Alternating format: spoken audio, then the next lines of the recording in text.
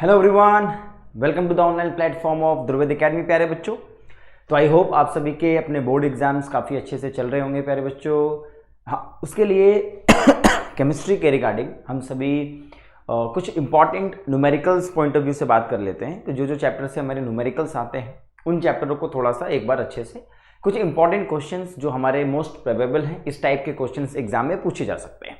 तो मेरा टारगेट ये है कि इस बार जो एग्जाम है उसमें जिस टाइप के क्वेश्चंस आपको मिल सकते हैं उन टाइपों के क्वेश्चनों को एक बार हम लोग गो थ्रू हो जाते हैं।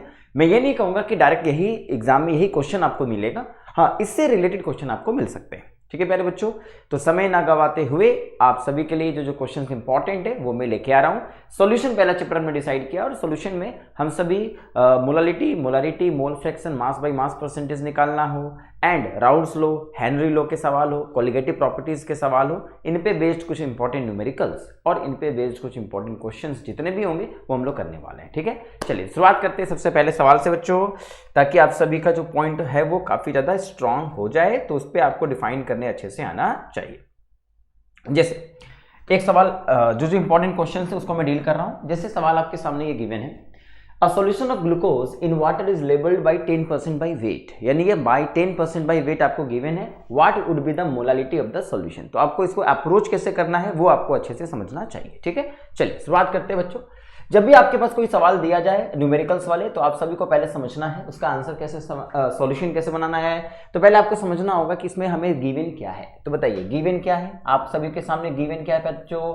यहाँ बच्चा आपको दिया हुआ है glucose 10% weight by wait glucose given है कि नहीं। और 10% वेट बाई वेट अगर ग्लूकोज गिवन है, इसका मतलब हम क्या समझते हैं, इसका मतलब हम समझते हैं इट मीन्स क्या होगा, 10 ग्राम हमारे पास ग्लूकोज होगा बच्चों, है कि नहीं। और इसी में 90 ग्राम आपके पास क्या होगा, वाटर मॉलिक्यूल होगा। तो अगर मेरे पास कोई weight by weight percentage given होता है तो इसका तुरंत मतलब हमें निकालना है 10 gram glucose, 90 gram water given है। उसके बाद आपसे पूछा क्या गया है, what will be the molality. आपको कैलकुलेट क्या करनी है, मोलालिटी आपको कैलकुलेट करनी है कि भैया जो हमारी मोलालिटी है वो मोलालिटी हमारी क्या होगी। अब आप बताइए, जब भी कोई चीज आपको गिवन हो उस गिवन से अगर आपको प्रोडक्ट कैलकुलेशन करनी हो तो मैंने आपको समझाया है कि जो निकालना होता है उसे गिवन से ही निकालना होता है। तो पहले बताइए मोलालिटी निकालने का तरीका क्या जानते हैं। हम जानते हैं सर मोलालिटी इक्वल टू होता है number of moles of solute. यहाँ सॉल्यूट कौन है, ग्लूकोज है, अपॉन में क्या होगा, डिवाइड करेंगे, दैट इज वेट ऑफ क्या होगा, वाटर इंटू 1000। तो मोलालिटी निकालने का फॉर्मूला आप सभी को पता है कि नहीं। तो अगर मुझे weight by weight percentage given हो तो उससे हम लोग मोलालिटी कैसे कैलकुलेट करेंगे। तो मुझे ग्लूकोज के मोल्स चाहिए, तो हम क्या बोलेंगे, ग्लूकोज के अगर मोल्स मुझे फाइंड आउट करने हो तो क्या बोला जाएगा, moles of glucose is equal to क्या होना चाहिए बताइए, वेट ऑफ ग्लूकोज अपॉन में मोलर मास ऑफ ग्लूकोज, है कि नहीं। और वेट ऑफ ग्लूकोज हमें पता चल चुका है कितना गिवन है, 10 बाई क्या लिखना पड़ेगा, दैट इज 1/80 हमें डिफाइन करने होंगे। तो यहाँ पे अगर हम लोग गौर फरमाएं तो मोलर मास ऑफ ग्लूकोज कितना होता है बच्चों, 1/80 होता है, 180 ग्राम पर मोल होता है। तो अगर मैं इसको डिवाइड करूं तो 1/18 इसके वैल्यू आ जाएंगे। और 1/18 को अगर हम लोग कैलकुलेट करने जाएं तो कितनी वैल्यू आएगी, लगभग आप बताइए। 18 को अगर 1 से डिवाइड किया जाए तो 0 पॉइंट लगाना होगा, फिर से 0 डालना पड़ेगा, तो ये लगभग कितना वैल्यू आ जाएगा, लगभग 0.5 और ऊपर में कितना है 90, फिर ये 0, फिर एक पुट अप करिए तो ये लगभग 0.55 के राउंड में आना शुरू हो जाएगा। तो यस 0.055। तो ये आपके मोल्स किसके निकल के आए, ग्लूकोज के, जो आपको यहाँ फाइंड आउट करने थे। अब देयरफॉर आप क्या बोल सकते हो, जस्ट मोलालिटी निकालने का सबसे आसान तरीका क्या है सर, इसके मोल्स को यहाँ पुट अप कर दीजिए, डिवाइड कर दीजिए किससे, वेट ऑफ वाटर से। अगर वाटर की हम बात करें तो वाटर मेरे पास कितना ग्राम है, 90 ग्राम। वो पता कैसे चला था, 10% बाई वेट पता था। 90 ग्राम से इनको मल्टीप्लाई कर दिया जाए 1000 को, तो अगर मैं इसको सॉल्व कर लूँ तो मुझे मोलालिटी फाइंड आउट करने के लिए मिल जाएगी। क्या ये बात सब लोग समझ गए हैं, यस और नो में जवाब दे दीजिए बच्चों। हाँ जी सर, तो अगर हम इसको डिफाइन करें तो यस मेरे पास ये जवाब आ जाएगा। चलिए अब हम आगे की ओर फिर से बढ़ते हैं, अगले क्वेश्चन की तरफ आगे बढ़ते हैं। तो वेट बाय वेट परसेंटेज दिया होगा और आप मोलालिटी फाइंड आउट करेंगे, आपको आसान लगना चाहिए। क्या हम आगे बढ़ सकते हैं, यस सर जी आगे बढ़ा जा सकता है। तो मोलालिटी निकालने का तरीका आपको पता होना चाहिए। आइए अगला सवाल आपके सामने है, दैट इज कॉल्ड क्वेश्चन, जिसमें मोलालिटी से रिलेटेड क्वेश्चंस दिए होंगे। The amount of benzoic acid required for preparing 250 ml of 0.5 mole per liter solution in methanol, यानी आपसे यूं कहा गया है कि आप बताइए, एक सॉल्यूशन है जिसमें अमाउंट पूछा गया है, अमाउंट मतलब वेट पूछा गया है, किसका, बेंजोइक एसिड का, जो कि बनाने के लिए यूज होता है। 250 ml सॉल्यूशन बनाना है और उसकी मोलारिटी कितनी है, 0.15। तो ये आपका मान के चलिए ऑब्जेक्टिव क्वेश्चन है। तो कैसे सॉल्यूशन बनाओगे आप बताइए, इसको तो सॉल्व करना पड़ेगा। तो अगर ऑब्जेक्टिव क्वेश्चन सॉल्व करते हो तो डायरेक्टली हम लोग सॉल्व कर सकते हैं कि नहीं, अगर सब्जेक्टिव भी सॉल्व करते तो क्या होता है। मुझे गिवन क्या है जरा बताइए, तो मुझे गिवन है यहाँ पे बेंजोइक एसिड का अमाउंट निकालना है, पर मुझे गिवन क्या है, वॉल्यूम ऑफ सॉल्यूशन, जो कितना गिवन है बच्चों, 250 ml हमें गिवन है। और यहाँ पे देखो मोल पर लीटर मुझे गिवन है, तो ये क्या है, मोलारिटी है। अगर मोलारिटी है तो 0.15 मोल पर लीटर है कि नहीं है, हाँ सर बिल्कुल कोई दिक्कत नहीं है। अब हमें बताइए, मुझे यहाँ पे कैलकुलेशन क्या करनी है, वेट की कैलकुलेशन करनी है कि भैया वेट किसका, बेंजोइक एसिड का वेट कितना होगा। अब आप बताओ बच्चों, ऐसे कैलकुलेशन आपके लिए आसान होने चाहिए। मुझे अगर किसी का वेट निकालना होता है तो बताइए, अब वेट W इक्वल टू क्या होता है, number of moles into molar mass होता है कि नहीं होता, हाँ भाई ये हमारा फॉर्मूला होता है वेट निकालने का। अगर मुझे कभी वेट चाहिए तो मोल्स और मोलर मास चाहिए। अब बताइए, मोलर मास और बेंजोइक एसिड तो हम लोग निकाल सकते हैं। अगर मोलर मास निकालने जाएंगे बेंजोइक एसिड का, तो 6 कार्बन 7 कार्बन है और मेरे पास 5 और 1 6 हाइड्रोजन है और 2 ऑक्सीजन है, तो मोलर मास हम लोग आसानी से निकाल सकते हैं। तो एक बात बताइए, मुझे किसी तरीके से नंबर ऑफ मोल्स चाहिए होगा, मोल्स कौन बताएगा, मोलारिटी बताएगी, जो गिवन होगी उसी से तो निकालोगे। तो बताइए, क्या हम मोलारिटी से मोल्स निकाल सकते हैं, बेहद आसान है निकालना, क्योंकि आपको पता है सिंस मोलारिटी इक्वल टू क्या होता है प्यारे बच्चों, N/V इंटू 1000 होता है कि नहीं। और अगर मुझे मोल्स चाहिए तो क्या होगा, N इक्वल टू क्या लिखना पड़ेगा, M इंटू V अपॉन में 1000, होगा कि नहीं होगा। बताइए मोलर मास मेरे पास कितना गिवन है, अब बताइए सॉरी मोलारिटी कितना गिवन है, 0.15, पुटअप करिए यहाँ पे 0.15 इंटू वॉल्यूम कितना गिवन है प्यारे बच्चों, 250 ml। चलिए 250 ml बटा क्या कर देंगे, 1000। अब ये 4 टाइम्स में कैंसिल आउट हो गया है। अब 0.15/4 को हम सॉल्व कर सकते हैं, हम सॉल्व कर लेंगे इसको 0.15 को। और एक बार मुझे मोल्स निकल गए हैं, देयरफॉर मैं क्या बोल सकता हूं, एक बार मोल्स मेरे पास फाइंड आउट हो गए बच्चों, कैलकुलेट कर लोगे इसको। अब कैलकुलेट करने के बाद हमें वेट निकालना है, और वेट निकालने के लिए मोल्स पता चल चुके हैं, तो मोलारिटी से मोल्स पता चल गए हैं, जो कि यहाँ पे आपको पुटअप करने होंगे। और मोलर मास कितने होते हैं, तो बताइए मोलर मास निकालने के लिए हमें क्या करना होगा, पहले बताओ बेंजोइक एसिड में कार्बन कितने हैं प्यारे बच्चों, 7 कार्बन है कि नहीं, 6 और 1 7 हो गए। हाइड्रोजन टोटल कितने हैं, 6 हैं। ऑक्सीजन कितने हैं, 2 हैं। तो इसका मतलब 12 इंटू 7 84 हो जाएगा, ये आपका 6 हो जाएंगे, और ये 16 दूना 32, और ये वैल्यू कितनी आ जाएगी, 122 ग्राम पर मोल। अगर मैं इसको 122 ग्राम पर मोल से मल्टीप्लाई कर दूं, एन का वैल्यू मुझे निकल पता चल चुका है, क्या हम वेट निकाल सकते हैं, जी सर। हाँ कैलकुलेशन आप कर लोगे, कोई प्रॉब्लम नहीं है, बस मैं तरीका बता रहा हूँ, इन टाइपों के क्वेश्चन की प्रैक्टिस हो जानी चाहिए। तो मोलारिटी गिवन होगी, आपको अमाउंट कैलकुलेशन करना पड़ेगा। मास परसेंटेज गिवन था, मोलारिटी आपने निकाल दी थी। आसान, थोड़ा सा टिपिकल क्वेश्चन करा रहा हूँ, आसान तो आप कर ही लोगे, डायरेक्टली मोलारिटी वाला सवाल आएगा तो कर ही लोगे प्यारे बच्चों, है कि नहीं। हाँ भाई अब बताइए अगला क्वेश्चन हम लोग करने जा रहे हैं। जैसे मुझसे एक सवाल पूछा गया है, यस ये मोल फ्रैक्शन कैलकुलेशन, तो molarity calculation, mole fraction calculation, ये अच्छे से आना चाहिए। क्या बोला गया, calculate the mole fraction of ethylene glycol in a solution containing 20% by mass. अब बताइए 20% बाई मास गिवन है और मुझे क्या निकालना है, मोल फ्रैक्शन। हम क्या बोलेंगे, ठीक है भाई आप मुझे गिवन क्या दे रहे हो ये बताओ। अगर मुझे गिवन देना हो तो क्या गिवन है, यस 20%, क्या लिखा है, वेट बाई वेट मुझे गिवन है क्या, C2H6O2, यही गिवन है। अब बताइए प्यारे बच्चों, अगर मैं इसको डील करने गया तो हम कैसे डील करेंगे, एक सेकेंड, चलो बच्चों अब थोड़ा सा हम लोग ध्यान लगाते हैं, यहाँ पे आराम से डील करते हैं। 20% वेट बाई वेट गिवन, इसका मतलब क्या होगा, देयरफॉर मैं क्या बोल सकता हूँ, 20 ग्राम क्या प्रेजेंट है, C2H6O2 प्रेजेंट है, किसमें बच्चों, 80 ग्राम यहाँ पे क्या है, वाटर मौजूद। अगर कुछ नहीं हो तो वाटर मान लेंगे।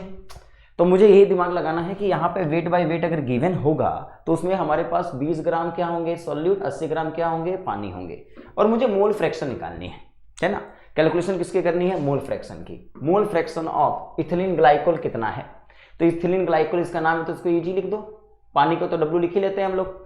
तो इथिलीन ग्लाइकोल का मोल फ्रैक्शन चाहिए, है कि नहीं बच्चों को, और मुझे क्या चाहिए, पानी का मोल फ्रैक्शन चाहिए। क्या हम ऐसे मोल फ्रैक्शन कैलकुलेट कर सकते हैं। तो जब भी मुझे कोई निकालना होता है तो that is called ethylene glycol. अगर मोल फ्रैक्शन चाहिए सर तो मुझे इथिलीन ग्लाइकोल है ना, ईजी लिख दीजिए इसको, यस ईजी, आइए ये ईजी है। तो मुझे number of moles of ethylene glycol चाहिए होगा, डिवाइड अपॉन चाहिए होगा total moles ethylene glycol plus water का मोल्स चाहिए होगा। क्या बच्चों हम लोग इथिलीन ग्लाइकोल्स का मोल निकाल सकते हैं? ये मुझे फाइंड आउट करना है। एक अगर निकल जाएगा तो दूसरा अपने आप निकल जाएगा। तो बताओ बच्चों, क्या हम यहां से वेट जो गिवन है उससे ग्लाइकोल का मोल निकाल सकते हैं? बिल्कुल। तो sir number of moles of ethylene glycol चाहिए तो मुझे उसका वेट चाहिए। वेट कितना गिवन है? 20 ग्राम। और इसका मोलर वेट निकाल सकते हो। मोलर वेट कितना निकलेगा बताओ? 12 गुना 2 24 हो गए, 6 हो गए और 16 दूना 32। तो 12 दूना 24, 6 कितना हो गया बच्चों? 30। और ये लगभग 62 ग्राम होगा। हाँ, मैं ये जो क्वेश्चंस करा रहा हूं इसमें हो सकता है डिवीजन थोड़ा सा मुश्किल हो, बट एग्जाम में आपको जो मिलेंगे उसमें डिवीजन काफी आसान हो जाएंगे। ठीक है, तो अगर इसको आप कैलकुलेट कर लोगे तो ये हमारा मोल्स कैलकुलेट किसका हो जाएगा? इथिलीन ग्लाइकोल का मोल आ चुका है। क्या हम W वाटर का मोल निकाल सकते हैं? बिल्कुल निकाल सकते हैं। यहाँ क्या होगा? 80/18। तो अगर इसको 40/9 हम कर दें तो लगभग ये कितना आ जाएगा? 44 के राउंड में आना शुरू हो जाएगा। ठीक है, यस। तो इसका वैल्यू भी आप कैलकुलेट कर ही सकते हो। तो एक बार अगर दोनों के मोल्स पता चल गए तो क्या हम यहाँ पुट कर देंगे तो क्या निकल आएगा? ये वैल्यू को पुट कर दीजिए। अब अगर हम लोग नंबर्स और मोल्स को यहाँ पे पुट कर देते हैं तो डेफिनेटली वैल्यू हमें फाइंड आउट हो जाएंगी। और एक का अगर मुझे निकल आया मोल फ्रैक्शन तो दूसरे का मोल फ्रैक्शन कैसा होता है प्यारे बच्चों? 1 - x इजी। क्लियर है? तो मैं आपको एक सवाल दे रहा हूं जिसमें weight by weight percentage given है और आप उसको मोल फ्रैक्शन में कैलकुलेट कर सकते हो। मोल फ्रैक्शन के लिए मुझे मोल्स चाहिए, मोल्स के लिए मुझे वेट गिवन है और वेट अगर गिवन है तो मोल्स निकाल लेंगे, मोल से मोल फ्रैक्शन को कैलकुलेट किया जा सकता है। ठीक है, आसान सवाल कर लोगे। टिपिकल सवाल में थोड़ा सा परेशानी हो सकती है पर आप इन सारे क्वेश्चनों को डील कर सकते हो प्यारे बच्चों। क्लियर है? हाँ भाई, जैसे ये सवाल देखो। हाँ, जो इंपॉर्टेंट क्वेश्चन है एक बार फटाफट देखते चलिए। बोला गया है calculate the molarity of each of the following solution. यानी आपको बोला गया है कि एक मोलारिटी बतानी है। क्या बतानी है? मोलारिटी बतानी है। ठीक है, मोलारिटी बतानी है। और सवाल क्या दिया हुआ है? यस, पहला हमारे पास है 30 ml 0.5 मोलर H2SO4 को डाइल्यूट किया गया है कहां तक? 500 ml तक। तो मैंने आपको एक बात समझाई थी, ये बहुत इंपॉर्टेंट क्वेश्चन है बच्चों। अगर ऐसे क्वेश्चंस आ गए तो पहले मुझे बताइए, मेरा पहला मोलरिटी को M1 मान लीजिए, 0.5 मोलर पर लीटर है और इसका जो पहला वॉल्यूम है वो कितना है प्यारे बच्चों? 30 ml है। और अगला बताइए M2 मुझे फाइंड आउट करना है कि नहीं? और V2 मेरे पास गिवन है 500 ml। तो मैंने आपको एक फॉर्मूला बताया था कि जब भी आपको डाइल्यूट किया जाए तो डाइल्यूशन का एक फॉर्मूला होता है। वो फॉर्मूला क्या होता है? सिंस M1V1 = M2V2 होता है ना प्यारे बच्चों। अब सर यहाँ पे मुझे निकालना क्या है? मुझे निकालना है M2। अगर M2 निकालना है तो M1V1 अपॉन में V2 कर दीजिए। और M1 मेरे पास कितना है? 0.5। V1 कितना है? 30। और बताइए V2 कितना है? 500। क्या हम इसको कैलकुलेट कर सकते हैं? हाँ, आगे डिवाइड करके आप कैलकुलेट कर सकते हैं। तो मैं आपको कैलकुलेशन मैथ नहीं सिखा रहा हूँ, मैं आपको अप्रोच सिखा रहा हूँ। ठीक है, तो मैथ अब आपके हाथ में है, जो वैल्यू आएगी वही आपकी क्या होगी? मोलारिटी हो जाएगी। बोलो प्यारे बच्चों, क्लियर है? अब बताइए अगला क्वेश्चन मेरे पास क्या है? यस, मेरे पास यहाँ 60 ml है और 0.2, ये आप खुद ही कर सकते हैं। तो मेरे पास M2 मेरे पास कितना गिवन है? M1 सॉरी, यहाँ पहला मोलारिटी कितना गिवन है प्यारे बच्चों? 0.2 और वॉल्यूम कितना गिवन है? 60 ml। चलो ठीक है सर। और M2 मुझे फाइंड आउट करना है कितना होगा, और V2 मुझे पता है कितना है? 800 ml, 800 ml। तो बताओ बच्चों, अब क्या बोलेंगे? यस सर जी, यहाँ पे मेरे पास फॉर्मूला क्या है? M1V1 = M2V2 है ना बच्चों। तो यहाँ से मुझे M2 को फाइंड आउट करना है। तो M2 फाइंड आउट करने के लिए क्या करोगे? M1V1 अपॉन में क्या कर दोगे बच्चों? V2 कर दोगे। क्लियर होगा? और M1 आपको पता ही है कितना रखना है? 0.2। V1 कितना है? 60। डिवाइड किससे करोगे? 800 को। अगर आप ये वैल्यू को डिवाइड कर पाए आसानी से आपका वैल्यू निकल के चला आएगा। कर लोगे ऐसे क्वेश्चंस? तो इफेक्ट ऑफ डाइल्यूशन के क्वेश्चन है, उसको आपको कंप्लीट करना चाहिए। आगे बढ़े जाए। हाँ सर, चलिए। जैसे आपको कुछ क्वेश्चंस गिवन हैं आपके मॉडल सेट में, जो कि मैं आपको करवा देता हूं। जैसे ये क्वेश्चंस हैं, देखो जरा, ऑब्जेक्टिव इंपॉर्टेंट है। कहा गया है what is the molarity of a solution containing 10 gram of NaOH in 500 ml of solution. क्या हम निकाल सकते हैं इसको? आसान है ना, ये सब मॉडल सेट के क्वेश्चन है आपके। तो बच्चों बताओ, what is the molarity of a solution containing 10 gram of NaOH। यानी हमें ऑब्जेक्टिव सॉल्व करना है। अगर ऑब्जेक्टिव सॉल्व करना है तो सॉल्व कैसे करना है? वेट मुझे कितना गिवन है? NaOH का 10 ग्राम गिवन है और वॉल्यूम कितना गिवन है? 500 ml गिवन है। क्या फाइंड आउट करना है? मोलारिटी। सर जी मोलारिटी क्या होगी ये फाइंड आउट करना। अब बताइए, मोलारिटी का फॉर्मूला सबको पता है? यस, N/V × 1000 होता है कि नहीं होता? हाँ सर, होता तो है। अब मेरा सवाल ये है, क्या मुझे N पता है सॉल्यूट का? नहीं, मुझे सॉल्यूट का वेट पता है। वेट ही गिवन है सॉल्यूट का। तो वेट अगर पता है तो मोल्स निकाला जा सकता है। ये हम लोग बच्चों वाला खेल हो चुका है, मोल कॉन्सेप्ट वाला। हाँ, तो सर n इक्वल टू क्या होगा जल्दी बताइए, वेट बाई मोलर वेट। और वेट मेरे पास कितना ग्राम है, 10 ग्राम। मोलर वेट कितना होता है आप ही बताओ, 40 ग्राम होता है कि नहीं होता प्यारे बच्चों, NOH का मोलर वेट 40 ग्राम होता है। तो ये कितना आ जाएगा 1/4। 1/4 का वैल्यू कितना होता है 0.25, है ना बच्चों। ये क्या निकल गया मोल्स। अब आप यहाँ पे कैलकुलेट करोगे, देयरफॉर मोलारिटी इक्वल टू कितना होगा 0.25 में डिवाइड करिए, वॉल्यूम कितना गिवन है 500 गिवन है कि नहीं, इनटू क्या कर दोगे 1000, दो बार में कैंसिल आउट हो गया। और 0.25 को अगर 2 से मल्टीप्लाई कर दोगे तो कितना आ जाएगा 0.5 मोल पर लीटर। क्या मेरे बच्चों समझ में आई मेरी बात, समझ गए कौन सा ऑप्शन होगा, yes sir C will be the right answer. कोई दिक्कत बिल्कुल नहीं है, यस। अब बताइए अगला क्वेश्चन आपसे पूछा गया, what will be the molarity of 30 ml of, ध्यान से सुनिए, 30 ml of 0.5 molar H2SO4 diluted to 500 ml। Same question है। अब बताइए क्या बोला गया है आपसे, यस मुझे M1 पता है क्या है 0.5, यही दो मोलारिटी अगर मुझसे पूछी जा रही हो तो एक मोलारिटी गिवन हो, एक वॉल्यूम गिवन हो, तुरंत समझ जाना है ये M1V1 इक्वल टू M2V2 का फॉर्मूला आएगा। M1 मेरे पास 0.5 है बच्चों, वॉल्यूम मेरे पास कितना है 30 ml है प्यारे बच्चों। अब बताइए मुझसे पूछा गया है M2 कितना होगा बताइए जल्दी से, पर वॉल्यूम मेरे पास कितना दे दिया गया 500 ml दे दिया गया है। चलो ठीक है, क्या बोलोगे M1V1 इक्वल टू M2V2। अब M2 इक्वल टू क्या होगा M1V1 में V2 को डिवाइड कर दीजिए। अब बताइए M1 मेरे पास कितना है 0.5 है, V1 मेरे पास कितना है, this is V1 this is V2, 30 ml है सर, डिवाइड किससे करेंगे V2 यानी 500 ml से करेंगे, होगा ना बच्चों। अब थोड़ा ध्यान से अगर हम लोग देखें तो हम यह बोल सकते हैं सर इस पॉइंट को हटा के 0 नीचे ले आते हैं, है ना, एक 0 से 0 कैंसिल आउट हो जाएगा, और ये 5 टाइम्स से 100 टाइम्स में चला जाएगा ये, और 3/100 बचेगा, और अगर 3/100 बचेगा तो 0.03 आएगा कि नहीं आएगा, यस। केवल मोलरिटी को हम लोग M के नाम से भी जानते हैं ना, तो इसका मतलब इन तीनों में से क्या आएगा 0.03। कर लोगे, बिल्कुल कर लोगे, आगे बढ़ सकते हैं, बिल्कुल गौर फरमाएं, जरा गौर से देखें। पूछा है ये सवाल आपका मॉडल सेट का क्वेश्चन है, What is the mole fraction of glucose in 10% weight by weight glucose solution। ये भी हमने किया कि नहीं किया, ऐसा क्वेश्चन किया कि नहीं किया, हाँ सर।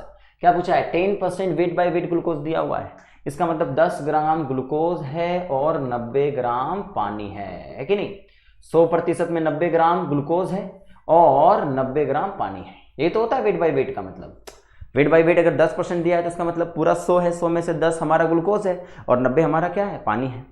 अब मुझसे क्या पूछा है, that is the mole fraction of glucose, mole fraction of glucose के बारे में बताइए। और आपको पता है मोल फ्रैक्शन ऑफ ग्लूकोज अगर निकालना पड़े तो मोल्स ऑफ ग्लूकोज चाहिए होंगे, अपॉन में moles of glucose plus moles of water चाहिए होंगे, पर मोल्स तो मुझे पता नहीं है, तो मोल्स निकालने के लिए आप क्या बोलोगे, ग्लूकोज का मोल निकालने के लिए उसका वेट लिखोगे 10 बाई क्या करोगे 1/18, है ना बच्चों।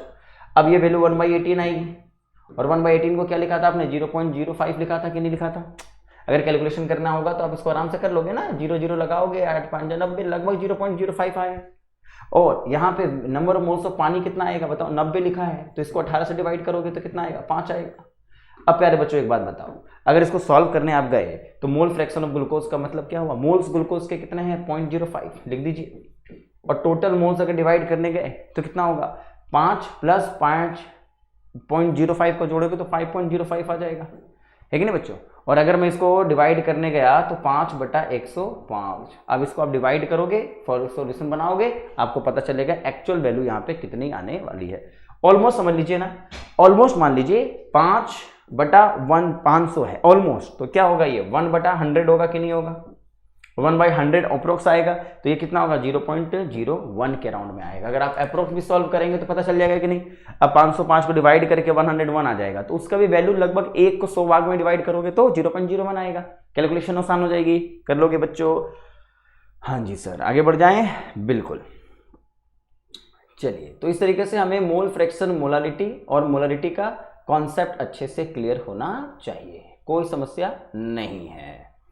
आगे बढ़ते हैं। हाँ, और एक बात और है, ये आपको पता होना चाहिए बच्चों, define mole fraction, mole fraction को डिफाइन करने आपको आना चाहिए। अगर डिफाइन ना कर पाए तो मोल फ्रैक्शन का आपको क्या निकाल देना है, रख देना है वहां पे, उसका जो फॉर्मूला है वो लिख देना है ना। This is the ratio of moles of component to the total moles of the component. क्या होता है ये, बेसिकली क्या होता है, number of moles of component upon total mole of component, ये रेशियो होता है, बोल सकते हो ना।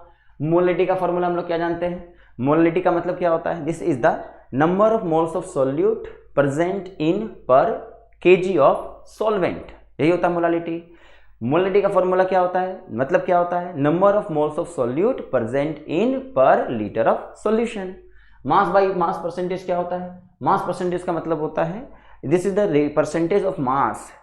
फर्स्ट ऑफ ऑल ये एक रेशियो होती है ना, रेशियो मतलब टोटल मेरा वेट में टोटल वेट को डिवाइड कर दीजिए और इसको मल्टीप्लाई कर दीजिए किससे? 100 से। यही होता है मास बाई मास परसेंट, होता है कि नहीं होता बच्चों? वेट बाई वेट परसेंट इसी को बोलते हैं। तो आप सभी इसको डिफाइन कर सकते हैं और इसके फॉर्मूला को उसके सामने लिख सकते हो, कोई समस्या नहीं है। डिफाइन करने आपको आना चाहिए। और ये भी याद रखिए जो मोलारिटी है वो टेम्परेचर डिपेंडेंट होती है, मोलालिटी टेम्परेचर डिपेंडेंट नहीं होती है। अगर ऐसा सवाल आ जाए तो इसको डिफाइन कर लीजिएगा। जैसे ये सवाल देखो, calculate the mass percentage of aspirin. पहले मैं मास परसेंटेज की बात कर लूँ, मोलारिटी बात कर लूँ, मोलारिटी की बात कर दूँ, मोल फ्रैक्शन की, तब हमारे पास सारे पॉइंट एक बार रिकॉल हो जाएंगे। Calculate the mass percentage of aspirin, ये मुझे मास परसेंटेज बोल रहा है। क्या क्या दिया हुआ है बताइए? अगर मुझे मास परसेंटेज निकालना होता तो मास परसेंटेज के लिए मुझे पहले मास चाहिए, वेट ऑफ, देखो क्या क्या दिया हुआ है? एस्पिरिन दिया हुआ है। वेट ऑफ एस्पिरिन कितना गिवन है बच्चों? 6.5 ग्राम। ठीक है, एग्जाम में आपको ऐसा वैल्यू मिलेगा जो आसानी से कट जाएगा। वेट ऑफ एसीटोनाइट्राइल, एसीटोनाइट्राइल आपको दिया हुआ है, वो दिया हुआ है कितना है? 450 ग्राम। आपको एस्पिरिन का मास बाई मास निकालना है, तो किसी का मास बाई मास निकालना होता है तो बताइए मास बाई मास परसेंटेज का मतलब क्या होता है प्यारे बच्चों? कि जो मेरा वेट है, जो मेरा वेट है, एस्पिरिन का वेट है, और डिवाइड करिए टोटल वेट से, एस्पिरिन प्लस एसीटोनाइट्राइल इंटू 100 कर दीजिए। अब बताइए क्या हम 6.5 को नीचे ऊपर लिख सकते हैं? जो मेरा वेट है वो लिख देंगे, और टोटल कितना हो जाएगा? 450 प्लस 6.5 इंटू क्या कर देंगे? 100। सारा वैल्यू आ गया। और अगर ये आपने इसको कैलकुलेट कर लिया है तो इसको वेट बाई वेट बोलिए या मास बाई मास बोलिए। समझ गए मेरी बात को? तो molality, molarity, mole fraction, weight by wait कैसे कैलकुलेट किया जाता है वो आपको पता होना चाहिए। चलिए हम आगे बढ़ते हैं। अगला सवाल आपके सामने में लेके आता हूं जिसका नाम है हेनरी लॉ। अब बताओ बच्चों, अगर मैं हेनरी लॉ की बात करूं, चलिए यस, देखो अगला हमसे सवाल पूछा जाता है that is the Henry laws. Subjective से भी डील करते हैं। State Henry laws and mention some important applications. Subjective में शॉर्ट क्वेश्चंस में लिखा जा सकता है। क्या बोलता है हेनरी लॉ? क्या बोलता है हेनरी लॉ? बेसिकली आपको पता है बच्चों, एक लिक्विड और एक गैस के बीच का रिलेशन बताता है। ये बात आपको पता है, गैस प्लस लिक्विड के बीच का रिलेशन होता है। वो कहता है the partial pressure of the gas in vapour phase is proportional to the mole fraction of the gas in the solution. वो कहता है कि जो प्रेशर हमारा ऊपर में गैस का कितना बनेगा वो डिपेंड करता है जितना हमारा मोल फ्रैक्शन किसका, इस गैस का पानी में कितना होगा, है ना? सॉल्यूशन में इसका मोल फ्रैक्शन कितना होगा। तो ऊपर में जो गैस का प्रेशर होगा इस डायरेक्टली प्रोपोर्शनल है किसके? मोल फ्रैक्शन ऑफ गैस के in the liquid form, in the solution, है ना? तो ये डेफिनेशन आपको याद होनी चाहिए। और अगर मैं इसका प्रोपोर्शनलिटी को हटाता हूं प्यारे बच्चों तो इसको वैल्यू क्या डालना पड़ता है? हेनरी कांस्टेंट डालना पड़ता है कि डालना पड़ता है? बिल्कुल डालना पड़ता है। तो ये फॉर्मूला आपको पता होना चाहिए। ठीक है, आगे इंपॉर्टेंट एप्लीकेशंस। एप्लीकेशन मतलब हेनरी लॉ कहाँ अप्लाई किया जाता है? तो इंपॉर्टेंट क्या है? तो हम लोग कोल्ड ड्रिंक वगैरह जो पीते हैं उसमें सबसे बड़ा इंपॉर्टेंस है इसका। वो कहता है to increase the solubility of CO2, यानी CO2 का पानी में सॉल्युबिलिटी कोल्ड ड्रिंक में बढ़ाने के लिए in soft drinks and soda water the बोतल is sealed under high pressure. यानी CO2 की सॉल्युबिलिटी, CO2 का अमाउंट को नीचे ज़्यादा बढ़ाने के लिए कोल्ड ड्रिंक्स में हमें CO2 को हाई प्रेशर में बंद किया जाता है। जितना ज़्यादा प्रेशर होगा उतना मोल फ्रैक्शन उसके नीचे ज़्यादा होंगे। मतलब ये हुआ ना कि अगर प्रेशर ज़्यादा दोगे तो अंदर में पार्टिकल्स उसके ज़्यादा होंगे। ये हमारा हेनरी लॉ का एप्लीकेशन था। तो ये आपको ध्यान में रख लेना है, स्क्रीनशॉट भी ले लीजिए आप लोग, ताकि ये इंपॉर्टेंट क्वेश्चन है जिसपे आपको फाइंड में दिमाग में रखना है। आगे बढ़े। यस, इसमें एक सवाल होता है, बोलता है solubility of gas on increasing temperature. यानी किसी भी सॉल्युबिलिटी गैस का, अगर मेरे पास लिक्विड है, लिक्विड में गैस को डिसॉल्व किया गया है तो इसका कितना सॉल्युबिलिटी होगा, कितना अच्छे से ये मिक्स होगा, उसमें कितना अमाउंट इसका होगा, वो टेम्परेचर पे डिपेंड करता है। याद रखिए, लो टेम्परेचर अगर होता है तो सॉल्युबिलिटी हाई होती है, और अगर हाई टेम्परेचर होता है तो सॉल्युबिलिटी क्या होती है? लो होती है। यानी टेम्परेचर बढ़ाने से गैस बाहर चले जाते हैं, टेम्परेचर घटाने से गैस अंदर में ज़्यादा मौजूद होते हैं। इसलिए गर्मियों में जो नदी में जो जीवन होता है वो मुश्किल होता है, एक्वाटिक लाइफ मुश्किल होता है गर्मियों में, क्योंकि O2 बाहर निकल जाते हैं, है ना, सॉल्युबिलिटी कम होती है। तो बोला है सॉल्युबिलिटी इंक्रीज करने से सॉल्युबिलिटी पे क्या फर्क होगा, solubility will decreases, inversely proportional है। और अगर सॉल्युबिलिटी अगर टेम्परेचर को घटा देते तो सॉल्युबिलिटी बढ़ जाता, समझ गए, इसलिए बी ऑप्शन आपको ध्यान रखना पड़ेगा। क्लियर है बच्चों, ये सारा आपके कॉपियों में कराया गया है, लास्ट मोमेंट पे इसको आपको ध्यान में रखना पड़ेगा। क्लियर है, हाँ जी सर, आगे बढ़े क्या, बिल्कुल बिल्कुल बिल्कुल, जैसे ये पूछा है, बोला ये आपके मॉडल सेट का सवाल है, the law indicates relationship between solubility of a gas in a liquid and pressure, solubility of a gas in liquid, यानी गैस और लिक्विड के बीच में सॉल्युबिलिटी का रिलेशन कौन देता है, हेनरी लॉ देता है। क्लियर है, राउल्स लॉ नहीं देता, हेनरी लॉ देता है। उसी तरीके से आपसे पूछा जाता है low concentration of oxygen in the blood and tissue of people living at high altitude, यानी पहाड़ी क्षेत्रों में जो बहुत ऊपर रहते हैं, यानी पहाड़ी क्षेत्रों पे जो रहते हैं, बताइए जो अर्थ के नज़दीक रहते मतलब ग्राउंड लेवल पे रहते हैं, उन लोगों में O2 का जो मात्रा है वो ज़्यादा होता है, लेकिन जो पहाड़ी क्षेत्रों पे रहते हैं उन पे जो O2 का मात्रा है वो कम होता है। ऐसा क्यों, वो रीज़न डिपेंड किस पे करता है प्यारे बच्चों, कि यहाँ पे जो O2 का प्रेशर लग रहा है, एटमॉस्फेरिक प्रेशर यहाँ पे क्या है, ज़्यादा है। अगर प्रेशर ज़्यादा होगा तो हमारे ब्लड्स में जो O2 है उनका डिसोल्यूशन ज़्यादा होगा, लेकिन हमारे पास जब हम लोग ऊपर के क्षेत्र पे चले जाते हैं वहाँ O2 का जो प्रेशर है वो लो हो जाता है, जिस वजह से हमारे ब्लड्स में O2 का अमाउंट कम होता है। तो क्या बोलता है, लो एटमॉस्फेरिक प्रेशर की वजह से ये काम होता है। प्रेशर अगर मेरे पास ज़्यादा होगा तो O2 ज़्यादा होगा, प्रेशर कम है तो O2 कम है। तो हेनरी लॉ के बारे में ये इन्फॉर्मेशन आपको पता होनी चाहिए। पक्का समझ में आ गया बच्चों, यस। आगे बढ़े क्या, हाँ सर, चलिए अब वापस आते हैं द इंपॉर्टेंस ऑफ, अगले बात करते हैं, यस दिस इज इंपॉर्टेंट है सब्जेक्टिव पेपर के लिए। क्या पूछा है, that is state Raoult's law for the solution containing volatile component, यानी राउल्स लॉ के बारे में बताना है। और Raoult's law liquid plus liquid के लिए डिफाइन किया जाता है। राउल्स लॉ क्या कहता है, राउल्स लॉ कहता है the Raoult's law which states that for a solution of a volatile liquid the partial vapour pressure of each component in the solution is directly proportional to the mole fraction. यानी क्या बोलता है कि अगर दो liquid मेरे पास हैं और दो लिक्विड का ऊपर में जो प्रेशर होगा, प्रेशर ध्यान से सुनिए, जो ऊपर में वेपर प्रेशर होगा, क्योंकि लिक्विड वोलेटाइल होती है, और जब वो लिक्विड वोलेटाइल होती है दो लिक्विड को मिक्स कर देते हो तो दोनों का वेपर ऊपर बनता है। तो ऊपर में जो वेपर प्रेशर है, ऊपर में मेरा प्रेशर कितना होगा वो डिपेंड करता है मेरे मोल फ्रैक्शन पे। बस यही बात आपसे कही गई है।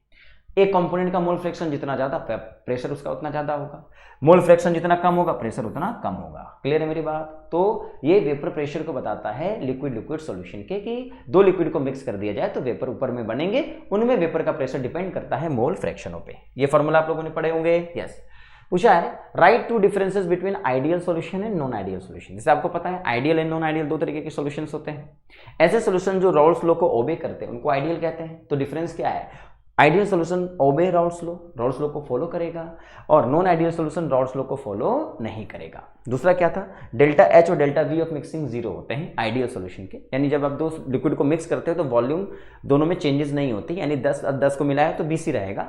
और डेल्टा एच ऑफ मिक्सिंग कोई ठंडा गर्म टेम्परेचर नहीं होगा, दो चीज़ों को मिक्स करोगे कोई बाहर में कंटेनर में गर्म और ठंडा बात नहीं आएगी, नॉर्मल रहेगा टेम्परेचर।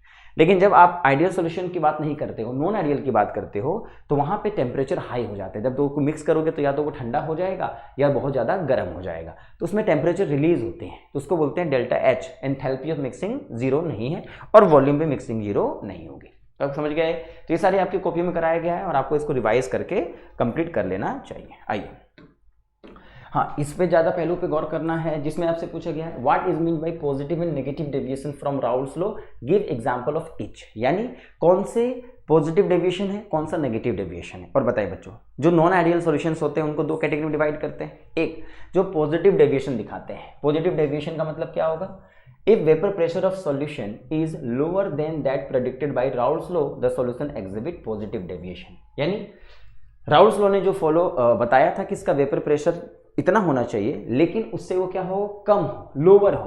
तो अगर वो लोअर है तो वो पॉजिटिव डेविएशन शो करता है। और नेगेटिव डेविएशन का मतलब क्या होता है, if vapour pressure of solution is higher than that predicted by Raoult's law, यानी जो राउल्स ने प्रेडिक्ट किया होगा थ्योरेटिकली, उनसे वो क्या होगा, हायर निकल के आ रहा है, is higher than vapor pressure is of solution is higher than that predicted by Raoult's law, the solution will exhibit negative deviation. मतलब पॉजिटिव डेविएशन का मतलब भैया हमारा वेपर प्रेशर क्या हो गया हो, solution is lower than that predicted of by Raoult's law. ठीक है, ये पॉजिटिव डेविएशन और नेगेटिव डेविएशन का डेफिनेशन है और आपको इसका ध्यान रखना पड़ेगा। क्लोरोफॉर्म और एसीटोन जो है वो इसके एग्जाम्पल होते हैं, एनिलीन और फिनोल इसके एग्जाम्पल होते हैं जो नेगेटिव डेविएशन शो करते हैं। ठीक है, और बताइए यहाँ पे इथेनॉल और एसीटोन की बात करते हैं, तो इथेनॉल एसीटोन क्या होते हैं प्यारे बच्चों, this is the important point जिस पे आपको फोकस करना है, ये उनके कुछ एग्जाम्पल होते हैं। ठीक है, पक्का नोट करिए इसको अच्छे से, फटाफट नोट डाउन कर लीजिए प्यारे बच्चों, एक बार स्क्रीनशॉट ले लो।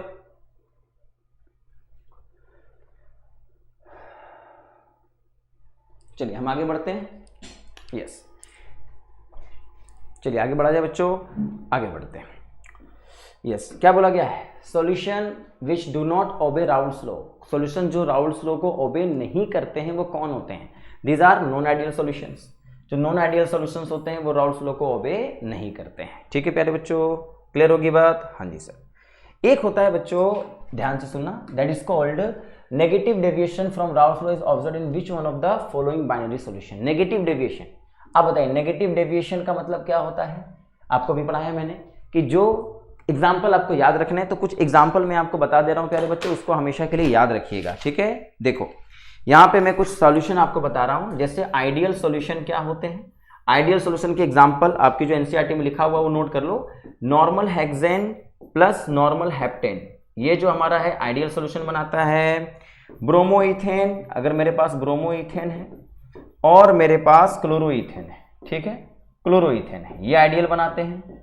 और आपके पास बेंजीन प्लस टॉल्विन है, ये याद रखिएगा, बेंजीन और टॉल्विन ये सारे के सारे आइडियल सॉल्यूशन को सोल्व करते हैं। ठीक है, और नॉन आइडियल में क्या होता है, जो पॉजिटिव डेविएशन दिखाते हैं। पॉजिटिव डेविएशन दिखाने वाले कौन होंगे, यस, जो इथेनॉल प्लस एसीटोन, याद रखिए पॉजिटिव डेविएशन दिखाने वाले कौन होंगे, इथेनॉल प्लस एसीटोन होंगे, और होंगे कार्बन डाइसल्फाइड प्लस एसीटोन, जो होंगे वो हमारे कौन से होंगे, पॉजिटिव डेविएशन वाले। और नेगेटिव वाले आपको याद रखने हैं, जो आपको मैंने करवाया हुआ है कॉपियों में, that is called aniline plus phenol. और बच्चों दूसरा हमारे पास होगा क्लोरोफॉर्म CH3 प्लस एसीटोन। ठीक है, ये आपको याद रखना है कि भैया नेगेटिव डेविएशन कौन दिखाते हैं। यस, तो नेगेटिव डेविएशन दिखाने वाले कौन होंगे, ये तो बोला है नेगेटिव डेविएशन कौन है, तो बताओ इथेनॉल और एसीटोन, ये कैसा दिखाएगा, पॉजिटिव डेविएशन दिखाएगा, है कि नहीं। हाँ सर, ये तो पॉजिटिव डेविएशन दिखाएगा। Acetone and chloroform, acetone and chloroform, yes, ये हमारे क्या होंगे, नेगेटिव डेविएशन दिखाने वाले होंगे। बेंजीन एंड टॉल्विन, ये तो आइडियल सॉल्यूशन है। क्लोरोइथेन एंड ब्रोमोइथेन, ये तो आइडियल सॉल्यूशन है। क्लियर है, तो आपको आइडियल सॉल्यूशन, पॉजिटिव डेविएशन, ये थोड़ा याद कर लीजिएगा। कर लोगे प्यारे बच्चों, चलिए आगे बढ़े। हाँ जी सर, हाँ जी, क्या बोला है, which of the following form nearly ideal solution, कौन आइडियल सॉल्यूशन बनाते हैं नियरली, तो बताइए यहाँ पे फिनॉल एनिलीन, सर ये नेगेटिव डेविएशन शो करता है। बेंजीन एंड टॉल्विन, हाँ ये हमारा एग्जांपल होगा आइडियल सॉल्यूशन दिखाने वाला। ठीक है, आगे बढ़ जाएं। हाँ, तो ये मेमोरी बेस्ड है, तो याद रखिए क्या बोला है, if liquid A and B form ideal solution, जब A और B आइडियल सॉल्यूशन दिखाते हैं तो यहाँ पे क्या होगा, डेल्टा H ऑफ मिक्सिंग और डेल्टा V ऑफ मिक्सिंग 0 होती है। ये बात डायरेक्टली याद रखना है, आइडियल सॉल्यूशन में delta H of mixing directly 0 होती है। आगे बढ़ते हैं। हाँ चलिए, यस, अब मैं कुछ न्यूमेरिकल्स लेके आता हूँ राउल्स लॉ के ऊपर में। क्या होता है न्यूमेरिकल्स, इंपॉर्टेंट जो है वो ध्यान से देख लेते हैं। बोला है vapour pressure of the ethanoic acid water in at 298 kelvin, water और इथेनोइक एसिड को मिक्स किया गया है बच्चों, इथेनोइक एसिड और वाटर को मिक्स किया गया है। टेम्परेचर कितना है, 298 केल्विन है, और जो हमारा प्रेशर है ना वो 200 mmHg है और 100 mmHg है। समझ गए। अब बताइए, अगर मुझसे कोई पूछ ले कि भैया प्रेशर ऑफ इथेनोइक एसिड कितना दिया हुआ, प्योर इथेनोइक एसिड का प्रेशर कितना है प्यारे बच्चों, सर जी 200 mm है। चलो ठीक है, आप लिख लोगे। और प्योर वाटर का प्रेशर कितना है बच्चों, 100 mmHg है। ठीक है, प्योर प्रेशर दिया हुआ है। जब दोनों को हम मिक्स कर देते हैं, बोला है calculate the partial vapour pressure of each component, यानी जब सॉल्यूशन बन जाएगा तो मेरा प्रेशर ए हर एक कंपोनेंट का क्या होगा। तो पार्शियल प्रेशर निकालना है इथेनोइक एसिड का कितना होगा, और पार्शियल प्रेशर निकालना है वाटर का कितना होगा, ये हमें बताइए। तो हम क्या करेंगे, ठीक है सर, पार्शियल वेपर प्रेशर दोनों का निकालना है। Calculate the partial vapour pressure of each component if wait आपको गिवन है 30 ग्राम इथेनोइक एसिड आपको दिया गया है। वेट ऑफ इथेनोइक एसिड कितना गिवन है बच्चों, 30 ग्राम, ये आपको तुरंत लिखना होगा। और वेट ऑफ वाटर कितना है प्यारे बच्चों, H2O कितना है सर जी 9 ग्राम। अब बताइए मुझे अगर पार्शियल प्रेशर निकालना पड़े, since according to Raoult's law, अगर सब्जेक्टिव पेपर है तो राउल्स लॉ के अकॉर्डिंग हमें लिखना होगा ना बच्चों। राउल्स लॉ के अकॉर्डिंग क्या होता है जल्दी बताइए तो, कि जो हमारा पार्शियल वेपर प्रेशर होता है वो डिपेंड करता है पी नॉट ई ए पे और इनटू मोल फ्रैक्शन ऑफ ई ए पे, है कि नहीं। और पी वाटर डिपेंड करेगा पी नॉट ऑफ वाटर पे और मोल फ्रैक्शन ऑफ वाटर पे। अब बताइए क्या हम सभी इस बात को जानते हैं कि मुझे पी नॉट तो पता है, मुझे क्या निकालना है मोल फ्रैक्शन। तो बच्चों बताओ मोल फ्रैक्शन निकालने के लिए मुझे क्या गिवन है, यस वेट गिवन है। और अभी आपने पढ़ा कि सर मुझे अगर मोल फ्रैक्शन निकालना है तो मुझे इथेनोइक एसिड का मोल्स चाहिए, तो मोल्स कितना होगा 30/60 इसका मोलर वेट होता है, कितना हो गया 0.5 आ गया। नंबर ऑफ अगर मोल्स ऑफ पानी चाहिए होगा तो बताइए वेट ऑफ पानी कितना गिवन है 9 और मोलर मास कितना होता है 18, इसका वैल्यू कितना हो गया 0. दोनों के मोल्स बराबर है। तो बताइए मोल फ्रैक्शन ऑफ इथेनोइक एसिड कितना होगा, दोनों के मोल्स को अगर जोड़ो इसके मोल्स लिखोगे और दोनों के मोल्स को अगर जोड़ भी दोगे तो वैल्यू कितनी आएगी 0.5/1 0.5। और एक का मोल फ्रैक्शन अगर मुझे पता चल गया तो वाटर का मोल फ्रैक्शन भी उतना ही होगा 1 माइनस मोल फ्रैक्शन ऑफ ई है और इसकी वैल्यू कितनी होगी 0.5। दोनों के मोल फ्रैक्शन एक ही जैसे हैं, दोनों के मोल्स बराबर डाले गए हैं, इसका मतलब क्या होगा। अब बताओ बच्चों अगर आप सॉल्व करने गए देयरफॉर पी इथेनोइक एसिड का पार्शियल प्रेशर कितना होगा, पी नॉट मुझे पता है इथेनोइक एसिड का कितना गिवन है 200 और मोल फ्रैक्शन मुझे पता चल गया है कितना है 0.5। अगर मैं इसको डिवाइड कर दूं तो कितना आएगा 100 mmHg आ जाएगा, है कि नहीं। और वाटर का अगर मुझे बनाना हो पार्शियल प्रेशर तो उसका मुझे मोल्स उसका पी नॉट कितना है आप बताइए 100 है और वैल्यू कितनी है 0.5, कितना आएगा ये 50 mmHg आ जाएगा, निकाल लोगे। तो इस तरीके से हम पार्शियल प्रेशर निकाल सकते हैं राउल्स लॉ के एप्लीकेशन से। कोई समस्या किसी को नहीं होनी चाहिए, पक्का बताओ बच्चों। यस सर, आगे बढ़ सकते हैं, पक्का बिल्कुल। चलिए हाँ, जैसे एक बात बताओ, एमंग द फॉलोइंग एक आपसे पूछा गया है substance the lowest vapour pressure is acted by, ये एक मॉडल सेट का क्वेश्चन है जिसमें आपको सबसे कम वेपर प्रेशर किसका होता है, ये मेमोरी बेस्ड क्वेश्चन है। मरकरी का आपको ध्यान रखना है, अगर एग्जाम में आए तो मरकरी पे टिक मार देना है, ठीक है। सबसे कम वेपर प्रेशर इन सब में किसका होगा, मरकरी का होता है, ठीक है। आगे बढ़ते हैं। यस, पहले एक मिनट बच्चों, एक थ्योरी है जिसपे आपको फॉलो अप करना है, या वेट हाँ, ये एक इंपॉर्टेंट सब्जेक्टिव क्वेश्चन है जिस पे आपको फोकस करना है। राउल्स लॉ को पहले हम लोग फोकस कर रहे हैं। बोला है drive an equation two express the relative, अच्छा रिलेटिव लोअर वेपर प्रेशर, चलिए तो कोलिगेटिव प्रॉपर्टीज है। आइए कोलिगेटिव प्रॉपर्टीज पे आते हैं बच्चों, चलिए यस, तो अब हमारा टारगेट है राउल्स लॉ के बाद that is called colligative properties. तो कोलिगेटिव प्रॉपर्टीज के थ्योरी और न्यूमेरिकल्स दोनों आते हैं। कोलिगेटिव प्रॉपर्टीज का मतलब क्या होता है, डिफाइन कोलिगेटिव प्रॉपर्टीज, इसका मतलब क्या होता है बच्चों, the properties which depends only on the number of moles of solute particle but not on the nature of solute particles. ध्यान से सुनिए, ऐसे सारी प्रॉपर्टी जो सॉल्यूट के नंबर ऑफ मोल्स पे डिपेंड करती हो, किस पे डिपेंड करती हो, नंबर ऑफ मोल्स पे डिपेंड करती हो, उनके नेचर पे डिपेंड नहीं करती हो कि आपने उसमें क्या डाला है। आपने 2 मोल यूरिया डाला है, 2 मोल चीनी डाला है, 2 मोल इथेनोइक एसिड डाला है, अगर 2-2 मोल सब में डाले हैं तो ये सारे के सारे सॉल्यूशन का कोलिगेटिव प्रॉपर्टी सेम होगा, क्योंकि ये डिपेंड करते हैं मोल्स पे, कितना आपने ये मोल्स डाला। ये नहीं पता कि उसमें आपने क्या डाला है, कौन से पार्टिकल का नेचर क्या है, उससे उसको कोई मतलब नहीं है, केवल पार्टिकल के नंबर से मतलब है। जैसी प्रॉपर्टी नंबर ऑफ मोल्स पे डिपेंड करती है वो कहलाती है कोलिगेटिव प्रॉपर्टीज, ठीक है। ये डेफिनेशन आपको समझ में आना चाहिए। और इंपॉर्टेंट कोलिगेटिव प्रॉपर्टी हमारे पास 4 होती हैं, एक relative lowering in vapour pressure, दूसरा एलिवेशन इन बॉइलिंग पॉइंट, तीसरा डिप्रेशन इन फ्रीजिंग पॉइंट, चौथा ऑस्मोटिक प्रेशर। ये 4 पॉइंट आपको याद होने चाहिए, क्लियर है। हाँ सर, आगे बढ़ते हैं। चलिए यस, तो हमें डिफाइन करने आना चाहिए और हमें उसको कैलकुलेट करने आना चाहिए, ठीक है। चलिए हम आगे बढ़ते हैं और क्वेश्चंस की प्रैक्टिस करते हैं। तो सबसे पहले कोलिगेटिव प्रॉपर्टी जो हमारा पहला है वो होता है relative lowering in vapour pressure. तो हम पहले उसी के बारे में बात करते हैं। देखो यहाँ पे एक वैल्यू दी गई है, इसको 6.60 मान लीजिएगा, ओके। सवाल आपके पास ये दिया गया है, तो हाँ, तो relative lowering in vapour pressure का सवाल आपसे जो इंपॉर्टेंट पूछा जाएगा वो ये पूछा गया the vapour pressure of a benzene is a certain temperature is 0.60 बार। तो हमारा जो बेंजीन है, यानी आपको सॉल्यूशन में क्या लिखना होगा, वेपर प्रेशर ऑफ बेंजीन, यानी पी नॉट ऑफ बेंजीन आपको गिवन है कि नहीं, वो कितना है 0.60 बार। आपको तुरंत सवाल पढ़ना पड़ेगा, वेपर प्रेशर बोला है अ नॉन वोलेटाइल, जैसे नॉन वोलेटाइल सॉल्यूट आ गया इसका मतलब ये कोलिगेटिव प्रॉपर्टी आ गई। बोला है a non volatile non electrolyte solid weighing 2.5 gram when added to 39 gram of benzene. तो बच्चों एक बात बताइए, हमारा जो अननोन सॉलिड है हम उसको बी मान लेते हैं और जो हमारा बेंजीन है उसको ए मान लेते हैं। तो जब भी कोलिगेटिव प्रॉपर्टी को सॉल्व करिएगा ना तो आप यहां लिख दीजिएगा लेट क्या कर लेते हैं, जो सॉलिड पार्टिकल है उसको हम लोग क्या मान लें, बी मान लें, और जो हमारा बेंजीन पार्टिकल है बेंजीन को हम लोग क्या मान लेते हैं, ए मान लेते हैं। ठीक है, उससे क्या होगा हमें वेट पता चल जाएगा। बेंजीन का वेट कितना गिवन है 39 ग्राम और मुझे अपने सॉल्यूट का वेट कितना गिवन है 2.5 ग्राम, ये हमारा वेट गिवन है। पूछा है vapour pressure of the solution then 0.5 bar हो जाता है। जब हम इस सॉलिड को डाल देते हैं तो वेपर प्रेशर डिक्रीज हो जाता है। हमने पढ़ा है कि जब भी हम लोग किसी लिक्विड में कोई सॉलिड को डालते हैं तो उसका वेपर प्रेशर कम हो जाता है। तो ये जो P है वो प्रेशर का है, सॉल्यूशन का वेपर प्रेशर है। अब वो कितना हो गया है 0.50 बार हो गया है, डिक्रीज हो चुका है। बोला what is the molar mass of the solid substances, यानी जो सॉलिड सब्सटेंस आपने डाला है उसका मोलर मास कितना होगा ये हमें बताइए। What will be the molar mass of solid substances. तो बताइए अगर मुझे मोलर मास निकालना पड़े तो हम कैसे निकालेंगे।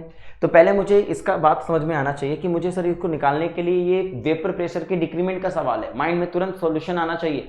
पढ़ा क्या है हम लोगों ने, since P not minus P upon में पी नॉट इक्वल टू क्या होता है, मोल फ्रैक्शन ऑफ बी होता है कि नहीं। ये फॉर्मूला हम लोग पढ़े हैं कि नहीं पढ़े। अब इसी फॉर्मूला की मदद से हमें सब काम करना पड़ेगा। मुझे मोलर मास निकालनी है तो मैंने आपको सिखाया है कि जो आपका एक्स बी होगा इसको mole fraction of B upon में मोल फ्रैक्शन ऑफ ए में डिवाइड कर लेते हैं हम लोग, क्योंकि Na प्लस एन बी होता है मोल फ्रैक्शन में, बी का मोल्स कम होता है तो डायरेक्टली हम लोग इसको Na मान लेते हैं। और जब Na मान लेते हैं तो Na के लिए जगह क्या रखते हैं बताओ, ये Nb मोल्स है किसके, बी के, तो moles of B equal to क्या लिखते हैं WB अपॉन में मोलर मास ऑफ बी। देखते हो ना, मोल का मतलब क्या होता है वेट बाई मोलर वेट।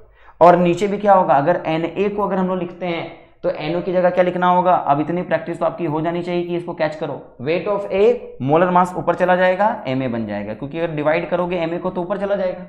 तो ये एक फॉर्मूला इजाद होता है और इस फॉर्मूला से हम लोग क्या पता करते हैं, जो हमें मोलर मास निकालनी है वो यही है और इसको मल्टीप्लाई कर देते हैं। तो बताओ यहाँ पे अगर हम लोग क्रॉस मल्टीप्लाई करें तो ये हमारा पी नॉट माइनस पी को डेल पी बोलते हो कि नहीं बोलते बच्चों, अपॉन में पी नॉट है। सॉल्यूशन जितना आसान बनाओगे उतना बेहतर होगा। एमबी को आप क्रॉस कर लो, अगर एमबी को क्रॉस कर लिए तो ऊपर में क्या रह गया WB अपॉन में MA, और पी नोट को ऊपर भेज दो ना बच्चों। हाँ सर पी नोट को ऊपर भेज दिए हैं, डिवाइड करिए किससे, डेल पी जगह आ चुका है यहाँ पे और इनटू क्या आ गया है WA। अब आपको ये पता होना चाहिए कि यहाँ सारी चीजें मुझे गिवन है। वेट ऑफ बी पता है, ये लिखा हुआ है आपने 2.5 इंटू मोलर मास ऑफ ए का मोलर मास क्या होगा, बेंजीन आपने ए माना है, बेंजीन का मोलर मास कितना होता है 78 ग्राम होता है ना बच्चों।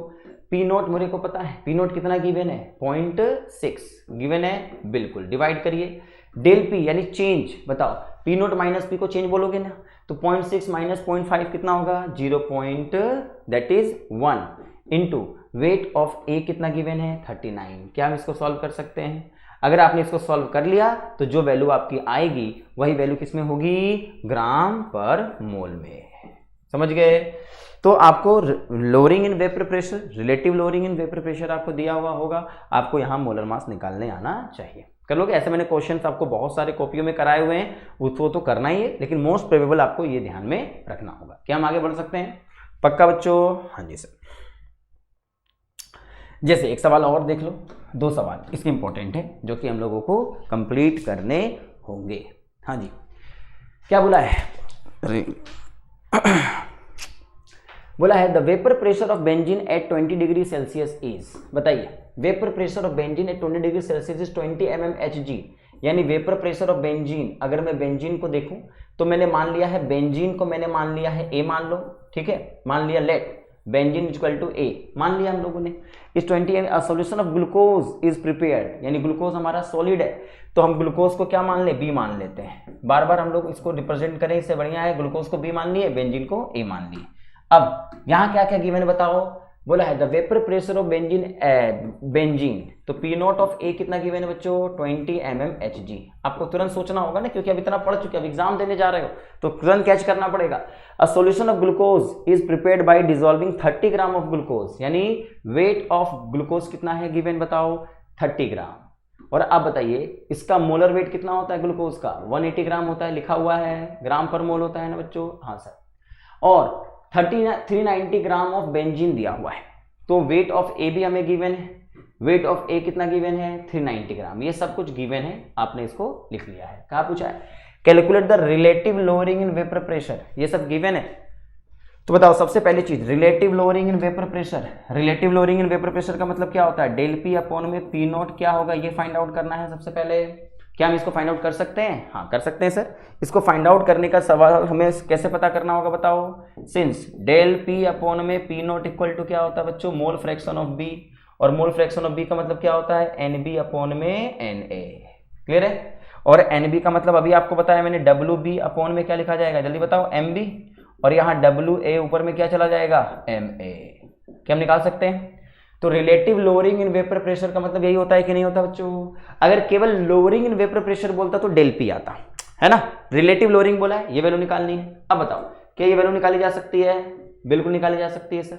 यहाँ पे अगर हम लोग डब्ल्यू बी पुट करें, डब्ल्यू बी कितना है 30 ग्राम है कि नहीं है, मोलर मास ऑफ ए का मोलर मास बताइए बेंजीन है, तो बेंजीन का मोलर मास कितना हो जाएगा 78, बोलो बच्चों, तो हम 78 रख सकते हैं, डिवाइड करिए molar mass of B, molar mass of B कितना है 180, वेट ऑफ ए कितना है 390, है कि नहीं।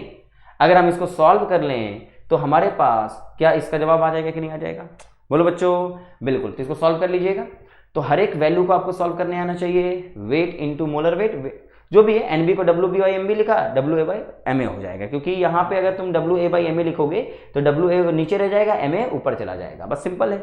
डब्ल्यू बी जितना है सब कुछ यहाँ पुटअप करिए, वैल्यू आपका निकल के आ जाएगी। और ये तो रेशियो है, प्रेशर बाई प्रेशर का रेशियो, तो यूनिट लेस हो जाएगा, केवल नॉर्मल लिख देना है। पूछा है वेपर प्रेशर ऑफ सॉल्यूशन कितना होगा, सॉल्यूशन जो बना है उसका वेपर प्रेशर कितना होगा। तो देखो since del P equal to क्या होता है पी नॉट माइनस पी होता है कि नहीं बच्चों। अब हम डेल पी निकाल सकते हैं कि नहीं निकाल सकते यहाँ से। अब डेल पी इक्वल टू क्या होगा आप ही बताइए, del P upon P naught है, तो ये जो वैल्यू आपकी आई है सॉल्व करके देख लेते हैं ना, ये बताओ कितनी बार में कटेगा। 39 के टेबल में जाएगा ये 2 बार में, और ये 10 बार में, ये 2 बार में चला गया, और ये कितनी बार में जाएगा 6 बार में चला जाएगा। तो 2 के टाइम्स 3 से डिवाइड कर दो तो ये 1/30 हो जाएगा। और 1/30 को हम लोग क्या लिख सकते हैं, अगर आप गौर फरमाए 30 को डिवाइड कर दिया 0.03, ऑलमोस्ट 0.3 के राउंड में आ रहा है, ये 0.03 के राउंड में ऑलमोस्ट। ये क्या आया डेल पी अपन पी नोट आया, तो रिलेटिव लोअरिंग तो निकल गया मेरे को। अब पूछा गया है डेल, आप बताओ पी कितना है, पी मतलब जो हमारा सेकेंड है वो बता रहा है प्रेशर ऑफ सॉल्यूशन कितना होगा ये बताना है। प्रेशर निकलेगा कैसे, तो del P equal to P naught minus P होता है, ये आपको तुरंत अप्लाई करना होगा। तो डेल पी मुझे पता होना चाहिए, तो बताओ डेल पी कितना होगा। अगर मुझे पी नोट पता है डेल पी पता है तो पी निकल नहीं जाएगा। अब डेल पी कहाँ से आएगा, यहाँ से आएगा, सिंस डेल पी अपॉन में पी नोट इक्वल टू कितना आया था 0.03 आया था। अब यहाँ से डेल पी हम निकाल सकते हैं, क्यों, क्योंकि 0.03 इंटू कर देंगे पी नोट मेरे पास कितना है बताइए 20 है, 20 से मल्टीप्लाई कर दीजिए तो वैल्यू कितना आएगा जल्दी बताओ। पी डेल पी जो आपका वैल्यू आ गया है वो कितना आ गया है बच्चों, यहाँ से डिवाइड कर लो, जब इसको मल्टीप्लाई करोगे तो कितना वैल्यू आएगा, यहाँ 3/100 है, ये 20 कर दो, 1 से 0 कैंसिल, तो ये लगभग 0.6 बार आ जाएगा। ये किसमें है, चेंज इन प्रेशर आए। अब बताइए देयरफॉर अगर हम P निकालने गए तो P इक्वल टू क्या होगा, P को इधर ले आओ, पूरे में से डेल P को माइनस कर दोगे तो निकल जाएगा। P मेरे पास कितना था 20, माइनस कितना कर देंगे 0.6, वैल्यू कितनी आ जाएगी 19.4 mmHg। तो फाइनल मोमेंट में आपको relative lowering in vapour pressure निकालने आना चाहिए, आपको P निकालने आना चाहिए, डेल P निकालने आना चाहिए। कर लोगे ऐसे क्वेश्चंस, जल्दी बता दो बच्चों। हाँ सर कर लेंगे। तो ये था लोअरिंग इन वेपर प्रेशर का सवाल। अगला बताओ, अगला हमारे पास है बच्चों this is the boiling point, elevation in boiling point के सवाल है। एलिवेशन इन बॉइलिंग पॉइंट है ना कोलिगेटिव प्रॉपर्टी का, क्या बोला गया, इससे कुछ क्वेश्चंस हमसे मिलेंगे। और क्वेश्चंस क्या मिलेंगे बताइए सभी लोग, सवाल पढ़िएगा फटाफट, मैं टाइम वेस्ट नहीं कर रहा हूं, जल्दी से जल्दी सवाल करा रहा हूं। एलिवेशन इन बॉइलिंग पॉइंट का सवाल क्या होता है, जब भी हम लोग किसी भी लिक्विड में अपने सॉलिड को डालते हैं उसका जो बॉइलिंग पॉइंट होता है वो क्या होता है, बढ़ जाता है ना, इंक्रीज हो जाता है।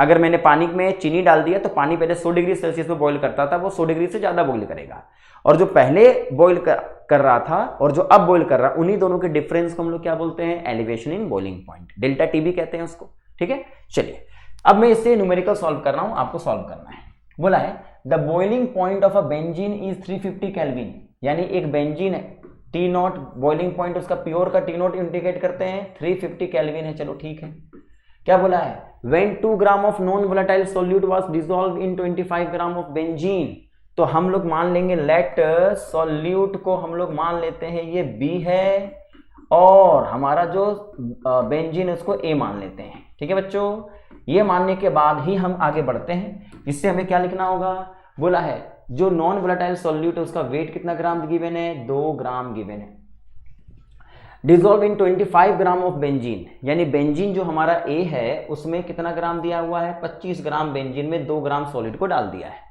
The boiling point is raised to 354 kelvin, यानी अब जो नया बॉइलिंग पॉइंट आया है वो कितना हो गया है, 354 केल्विन हो चुका है, पहले वो 350 केल्विन था। Calculate the molar mass of the solute, यानी मुझे मोलर मास बताना है, किसका, सॉल्यूट का मोलर मास कैलकुलेट करना है, आप बताइए। और एक और के भी आपको गिवन है, के भी आपको बोला जाता है एलिवेशन कांस्टेंट, वो वैल्यू कितनी गिवन है, 2.5 केल्विन केजी पर मोल। तो पहले आपको ये सब कुछ निकाल लेना है। अब आप फाइंड आउट करने चलिए। मुझे पहले ये बताइए, मोलर मास का फॉर्मूला आपको आना चाहिए। आप जानते हो एलिवेशन इन बॉइलिंग पॉइंट का मतलब क्या होता है, delta TB equal to KB into molality होती है कि नहीं बच्चों, और मोलालिटी को हम ओपन करके लिखते हैं, ये तुरंत आपको तुरंत कैच करना होगा। मोलालिटी इक्वल टू क्या होता है, number of moles of solute upon में वेट ऑफ सॉल्वेंट इनटू 1000, यही होता है कि नहीं होता। अब एक बार बताइए, क्या हम सभी ये बात को मान सकते हैं कि जो हमारा मोल्स है बी का, उसे हम लोग डब्ल्यू बी लिख सकते हैं और अपोन में मोलर मास भी लिख सकते हैं। नीचे क्या रह जाएगा, वेट ऑफ ए, ऊपर में क्या रह जाएगा, 1000 से मल्टीप्लीकेशन। पहले एक बार बताओ, ये फॉर्मूला हम लोग याद कर लेते हैं, मोलर मास के टर्म में इसको लिखा जा सकता है। अब बताइए, देयरफॉर अब मुझे मोलर मास निकालना है।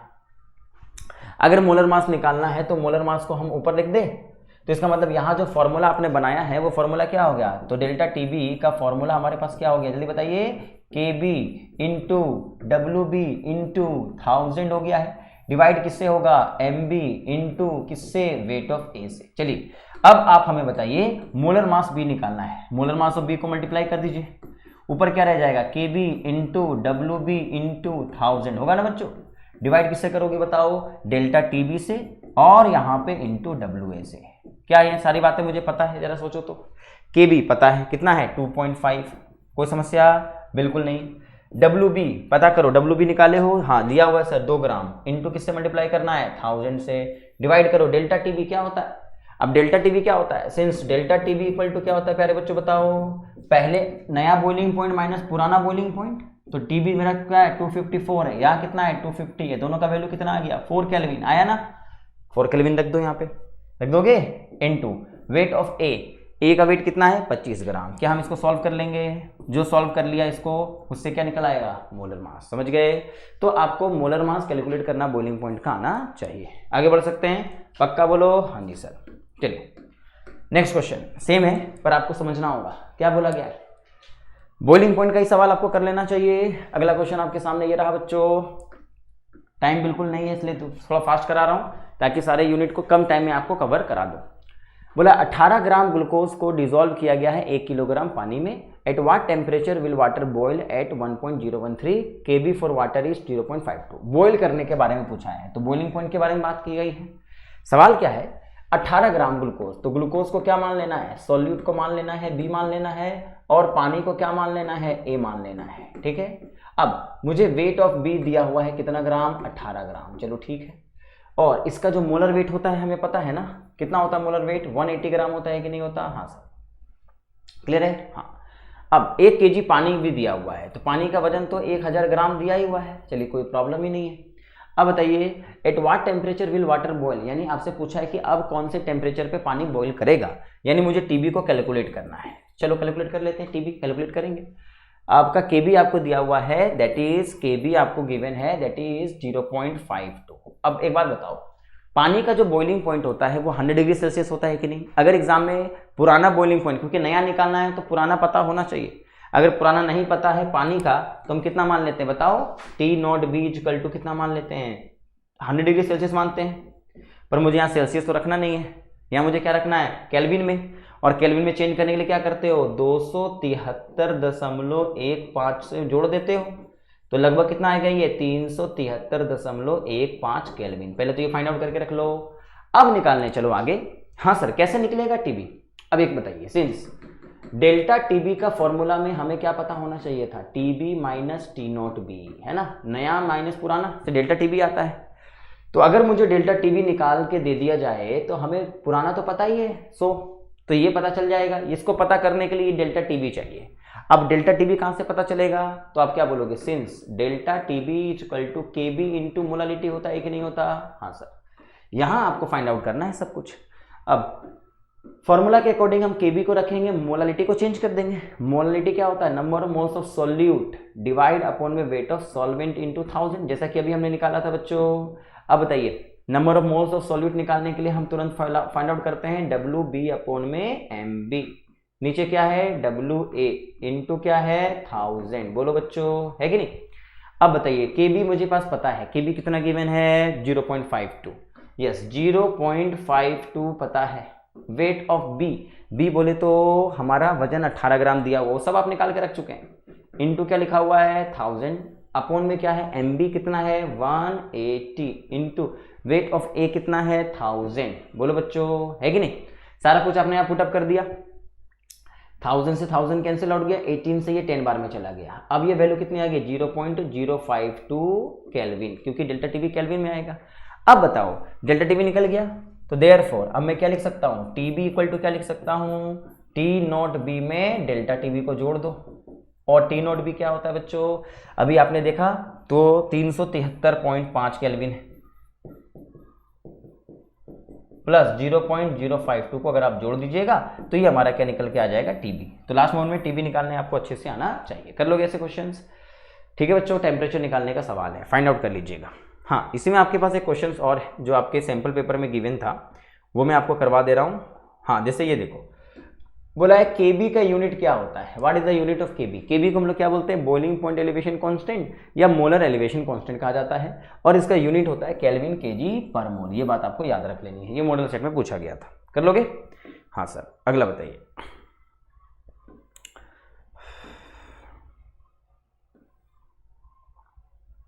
जैसे ये है आपका केबी कैलकुलेट करना। एक सवाल इस तरीके में पूछा गया है, 3 तरीके के सवाल पूछे जाते हैं, वो आपको मैं करवा दे रहा हूं। बोला 1 gram of solute, 1 gram solute दिया हुआ है, तो सॉल्यूट को क्या मान लेना है, जैसे मुझे बोला हम सॉल्यूट को बी मान लेते हैं, और सॉल्वेंट मेरे के पास क्या है, कुछ नहीं है तो पानी मान लेंगे, सॉल्वेंट को हम लोग ए मान लेते हैं। ठीक है, बोला है 1 gram of solute, weight of B मुझे पता है कितना है 1 ग्राम, मोलर मास उसका पता है कितना है बच्चों 50 ग्राम पर मोल गिवन है। चलो ठीक है, इस डिसॉल्व किया गया, मिलाया गया किसमें, इन 50 ग्राम ऑफ सॉल्वेंट। सॉल्वेंट को हम लोग क्या मान लिए, ए मान लिए हैं, 50 ग्राम सॉल्वेंट में डाला गया। ठीक है बच्चों, पूछा गया है and the elevation in boiling point is 1 kelvin. Elevation in boiling point यानी बॉइलिंग पॉइंट में बढ़ोतरी कितना हुआ, एलिवेशन का मतलब डेल्टा टीबी होगा ना बच्चों, डेल्टा टीबी 1 केल्विन है। ठीक है, बोला है कैलकुलेट केबी, केबी बताइए केबी क्या होगा, ये फाइंड आउट करना है ऑफ द सॉल्वेंट। बताओ बच्चों, हमें केबी निकालना है, तो मुझे डेल्टा टीबी का फॉर्मूला पता है ना, सिंस क्या होता है डेल्टा टीबी इक्वल टू क्या होता है बच्चों, केबी इंटू मोलालिटी होता है ना। अब अगर केबी मुझे चाहिए तो मुझे डेल्टा टीबी बटा मोलालिटी चाहिए होगा कि नहीं चाहिए होगा, बिल्कुल। अब डेल्टा टीबी तो मैं निकाल सकता हूँ, डेल्टा टीबी तो मुझे गिवन है, मुझे मोलालिटी निकालनी होती है। हम मोलालिटी का फॉर्मूला पुट कर दें, क्या होता है मोलालिटी इक्वल टू, या तो हम मोलालिटी को अलग से कैलकुलेट करके भी ला सकते हैं ना, कोई समस्या नहीं है, तो अलग से कैलकुलेट कर लेते हैं। मोलालिटी इक्वल टू होता है number of moles of solute upon में वेट ऑफ सॉल्वेंट होता है ना बच्चों, इंटू 1000। अब बताइए इसका मुझे एनबी का मोल्स निकालना है, तो हम इसको वेट बाय मोलर वेट लिख सकते हैं कि नहीं लिख सकते हैं, बिल्कुल। नीचे मेरा क्या है, वेट ऑफ ए इंटू 1000 है। अब बताओ बच्चों, वेट ऑफ बी मेरे पास कितना है, वेट ऑफ बी 1 ग्राम है, इंटू 1000 ऊपर में डिवाइड करो, मोलर मास ऑफ बी कितना है 50, और वेट ऑफ ए कितना है वो भी 50 है। चलिए बहुत बढ़िया, 2 0 से 2 0 कैंसिल आउट हो गया, अब है 10 बटा 25 है कि नहीं। अब बताओ ये 10 है, 5 दूना 10 25, तो वैल्यू कितनी आ गई 0.4 आ गई। अब ये मोलालिटी निकल के आया, मोलालिटी अब देयरफॉर हम यहाँ क्या बोल सकते हैं, के बी इक्वल टू क्या होगा, डेल्टा टी बी कितना गिवन है, दैट इज 1 केल्विन है, डिवाइड करेंगे कितना 0.4 से, अगर 0.4 कर दिया तो बताओ वैल्यू कितनी आ गई। इसको अगर मैं ऐसा लिख दूं 10 ऊपर भेज दिया तो 10/4 आ जाएगा कि नहीं आ जाएगा, सॉल्व करना होगा। 0.4 में 0 को ऊपर भेज दिया हम लोग 10 होता। अब ये 2 दूना 4, 2 पचे 10, कितना होगा 2.5 केल्विन केजी पर मोल लिख लोगे। ये आपसे निकालने के लिए कहा गया था, आराम से निकाल सकते हो, कोई समस्या नहीं होनी चाहिए। हम आगे बढ़ जाएं, बिल्कुल आगे बढ़ते हैं सर, कोई दिक्कत नहीं होगी। तो बच्चों ये हमारा डिप्रेशन आपका जो सवाल है, ये आपका सवाल है that is the elevation in boiling point का। तो एलिवेशन बॉइलिंग पॉइंट का सवाल आपको करने आना चाहिए, ठीक है। आइए अब बात करते हैं फ्रीजिंग पॉइंट के बारे में और ऑस्मोटिक प्रेशर। दो चीजें बची हुई हैं, दोनों को हम लोग कैलकुलेट करने की कोशिश करते हैं। यस, अब मेरे पास बच्चों है सवाल अगला है फ्रीजिंग पॉइंट का। चलिए, फ्रीजिंग पॉइंट का मतलब क्या होता है आपको पता है ना, कि अगर कोई लिक्विड है उसको फ्रीज करना होता है, अगर उसको हम लोग कोई सॉलिड डाल देते हैं तो उसका फ्रीजिंग पॉइंट और घट जाता है, बढ़ता नहीं है, घट जाता है। अगर कोई 0 डिग्री सेल्सियस पे मान के चलिए 10 केल्विन पे अगर वो फ्रीज हो रहा था, आपने चीनी डाल दिया तो वो 10 नहीं, अब उसको और कम टेम्परेचर चाहिए होगा, 5 डिग्री आपको और कम करना पड़ गया, तो उसकी केल्विन पहले 10 थी अब हो गई 8 केल्विन, यानी आपका ये डिप्रेशन हुआ या एलिवेशन हुआ, डिप्रेशन। कम होना डिप्रेशन कहलाता है। तो आपको तुरंत कैच करना होगा। अब बोला है 45 gram of ethylene glycol is mixed with 600 gram of पानी, calculate the freezing point of depression. अब देखो फ्रीजिंग पॉइंट डिप्रेशन की अगर हम बात करते हैं तो हमें डील करने आना चाहिए, फ्रीजिंग पॉइंट की बात हम लोगों को समझ में आनी चाहिए बच्चों। तो मेरे पास 45 ग्राम इथिलीन ग्लाइकोल दिया हुआ है, तो पहले मुझे यहाँ पे डिफाइन करना पड़ेगा कि जो इथिलीन ग्लाइकोल है उसको हम लोग क्या मान रहे हैं, सॉल्यूट मान रहे हैं।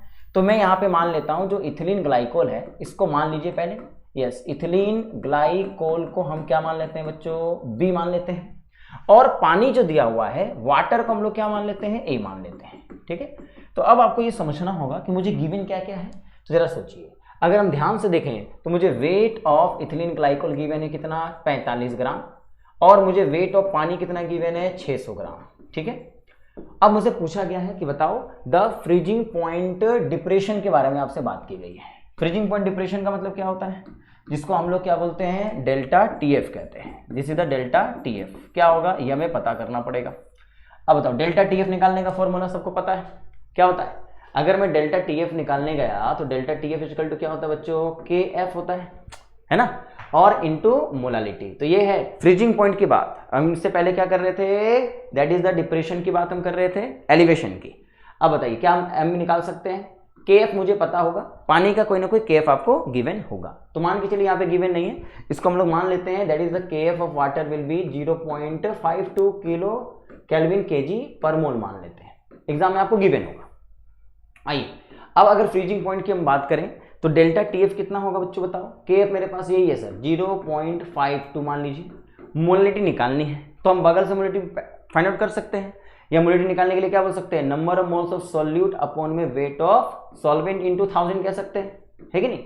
और इसी को अगर हम लोग चेंज कर दें, एनबी को चेंज कर दिया जाए तो एनबी को चेंज करके क्या लिखा जा सकता है, वेट ऑफ बी अपॉन में molar weight of B into WA into 1000, formula use कर सकते हैं। चलिए अब पुटअप करिए, यहाँ पे ये वैल्यू पुट करिए, 0.52 है, यहाँ पे WB कितना गिवन है, 45 ग्राम गिवन है, पुटअप करिए यहाँ पे 45 इंटू 1000, और नीचे क्या होगा, मोलर मास ऑफ बी का मोलर मास चाहिए, तो बी कौन, इथिलीन ग्लाइकोल, और MB कितना होना चाहिए कैलकुलेट कर सकते हो, फॉर्मूला गिवन है 2 कार्बन है तो 12 दूना 24 प्लस हाइड्रोजन कितना है बच्चों, 6 है तो 6 हो जाएगा इसका, और O2 कितना है 16 दूना 32, तो लगभग ये कितना ग्राम आ गया, 62 ग्राम हो गया कि नहीं।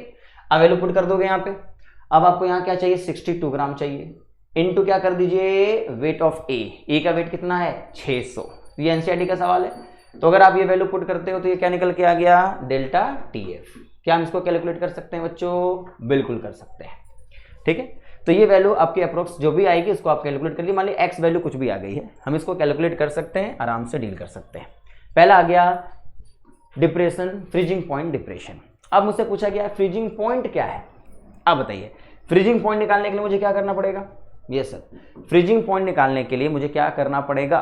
तो एक बात बताओ बच्चों, अगर मैं फ्रीजिंग पॉइंट की बात करता हूं तो मेरे पास डेल्टा टीएफ का वैल्यू के लिए क्या पता है, T0F ज्यादा होता है, TF कम होता है।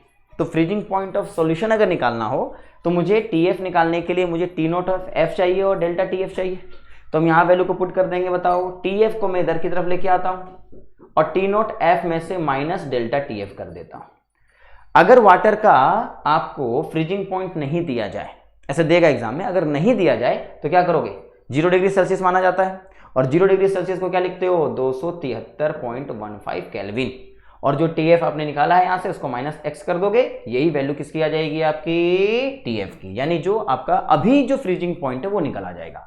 पुराना फ्रीजिंग पॉइंट आपका कितना होता है, 0 डिग्री सेल्सियस, और 0 डिग्री सेल्सियस को क्या बोलोगे, 273.15। एलिवेशन में क्या होता था, जुड़ता था, क्यों, क्योंकि जो TF होता था TB वो बड़ा हो जाता था, लेकिन TF क्या होता है, कम होता है, इसलिए आपको ये डील करने आना चाहिए। कर लोगे ऐसे क्वेश्चंस, बिल्कुल। तो आपको फ्रीजिंग पॉइंट निकालने आना चाहिए और फ्रीजिंग पॉइंट डिप्रेशन भी निकालने आना चाहिए। कर लोगे, चलिए आगे बढ़े, अगला क्वेश्चन। चलिए अगला सवाल फ्रीजिंग पॉइंट का ही है, आपको अच्छे से डील करना होगा। चलिए फटाफट देखते चलो बच्चों। अगला सवाल है, सवाल आपसे पूछा गया है, बोला गया है 1 ग्राम नॉन इलेक्ट्रोलाइट सॉल्यूट को डिसॉल्व किया गया 50 ग्राम बेंजीन में, और उससे पूछा है फ्रीजिंग पॉइंट की जो लोअरिंग हो गई है वो कितनी हो गई है, 0.50 केल्विन। ये सब आपकी क्लास में कराया गया क्वेश्चंस, लेकिन लास्ट मोमेंट में ये सब आपको डील करके जाना है। सवाल है 1 ग्राम आपके पास नॉन इलेक्ट्रोलाइट सॉल्यूट है। सवाल हमेशा करने के लिए क्या बोलेंगे, लेट सॉल्यूट को हम लोग क्या मान लेते हैं, बी मान लेते हैं, और सॉल्वेंट को क्या मान लेते हैं प्यारे बच्चों, ए मान लेते हैं। कोई प्रॉब्लम नहीं होनी चाहिए। आइए अब हम लोग बात क्या करने वाले हैं, वेट आपको गिवन है सॉल्यूट का, वो कितना ग्राम है, 1 ग्राम गिवन है, और 50 ग्राम मेरे पास बेंजीन दिया हुआ है सॉल्वेंट, तो हम मान लेते हैं बेंजीन जो है उसको ए मान लिया हम लोगों ने, उसका वजन कितना गिवन है, 50 ग्राम, और उसका मोलर वेट लिख ही दो ना, मोलर वेट कितना होता है, 78 ग्राम पर मोल होता है, लिख दीजिए। आपसे पूछा गया है लोअर कर रहा है क्या, फ्रीजिंग पॉइंट को 0.40 केल्विन, यानी आपको ये डेल्टा TF दिया हुआ है, ये तुरंत आपको पहचानना पड़ेगा। अब आपको कोई एग्जाम में बोलने नहीं आएगा कि ये क्या लिखा हुआ है, डेल्टा TB लिखा है, डेल्टा TF लिखा हुआ है, ठीक है। The freezing point depression constant of benzene is 5.1 kelvin kg पर मोल, यानी आपको KF भी गिवन है, क्या गिवन है बच्चों, 5.12 केल्विन kg पर मोल गिवन है, बिल्कुल करेक्ट है सर जी। बोला है find the molar mass of solute, यानी आपको जो सॉल्यूट है उसका मोलर मास बताना है, क्या होगा। अब बताओ मोलर मास का कैलकुलेशन हम लोग केएफ में कर सकते हैं कि नहीं कर सकते हैं, बिल्कुल। क्या बोलेंगे यहाँ पे, since delta TF is equal to क्या होता है बच्चों, KF इंटू मोलालिटी होती है ना। अब आपको ये समझना है कि सर इसकी मदद से हमें निकालना पड़ेगा, तो KF is equal to molality का फॉर्मूला क्या होता है, मोलालिटी इज इक्वल टू, तुरंत बताइए, number of moles of solute upon में वेट ऑफ सॉल्वेंट इंटू 1000, निकाल चुके हैं।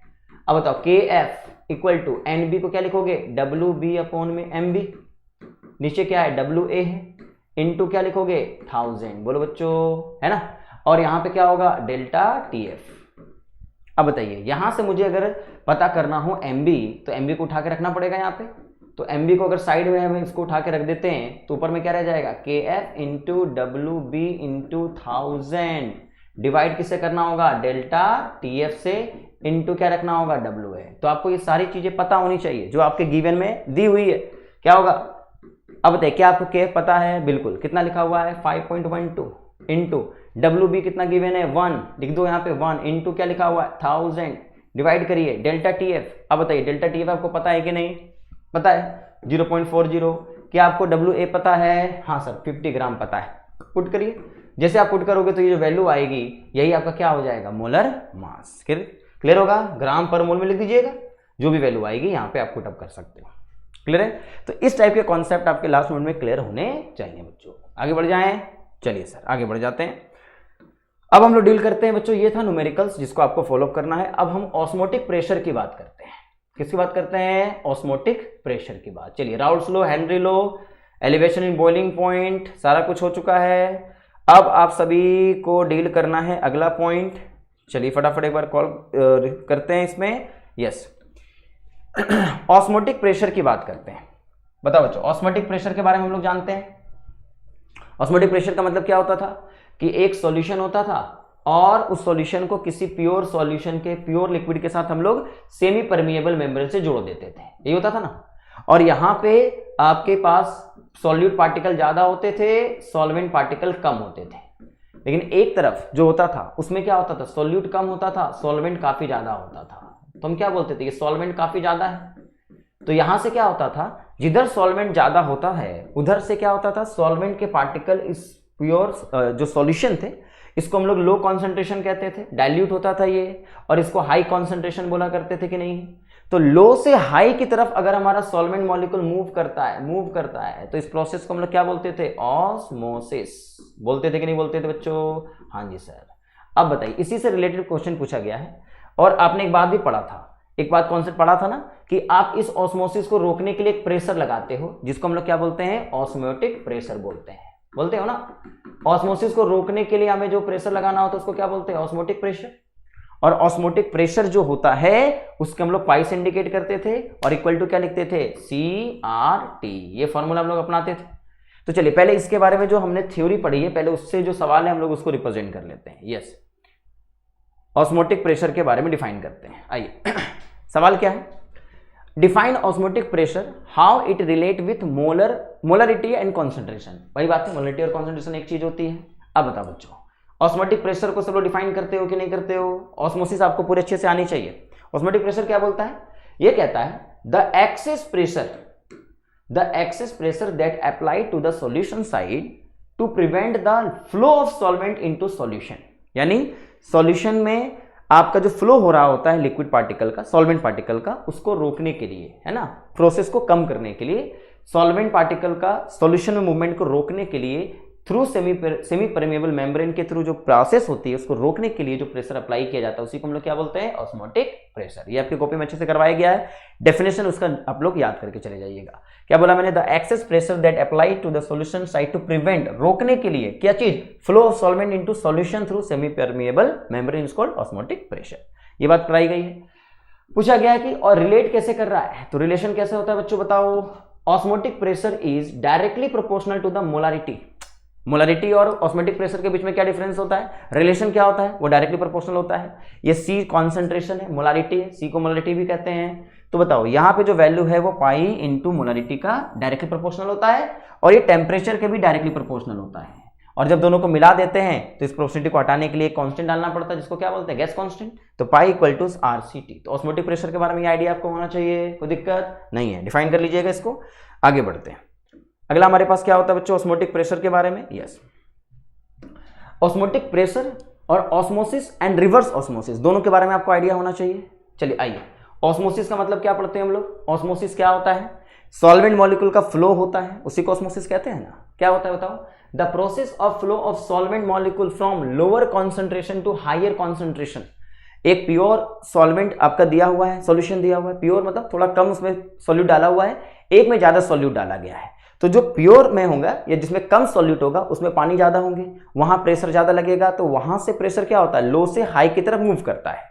तो जब कोई सॉल्वेंट मॉलिक्यूल लो कॉन्सेंट्रेशन से हाई कॉन्सेंट्रेशन की तरफ मूव करे, इस प्रोसेस को ही हम लोग क्या बोलते हैं बच्चों, ऑस्मोसिस कहते हैं। तो वही डेफिनेशन में लिखा हुआ है, SPM के थ्रू अगर पास हो रहा है तो उसको हम लोग ऑस्मोसिस कहते हैं। रिवर्स ऑस्मोसिस क्या बोला जाता है कि अगर हम सभी सॉल्यूशन जहां पे कॉन्सेंट्रेशन ज्यादा है, पानी का मात्रा कम है, कॉन्सेंट्रेशन ज्यादा है, वहां अगर प्रेशर लगाते हैं और उसमें प्रेशर हाई कर देते हैं तो वो क्या होता है, हाई कॉन्सेंट्रेशन से लो कॉन्सेंट्रेशन तरफ बढ़ना रिवर्स ऑस्मोसिस कहलाता है।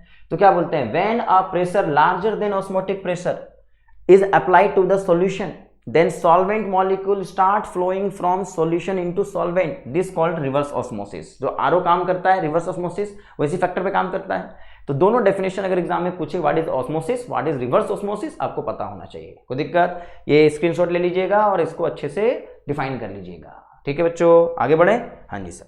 तो डिफाइन ऑस्मोसिस हो चुका है, आगे बढ़ सकते हैं, बिल्कुल बढ़ सकते हैं। हाँ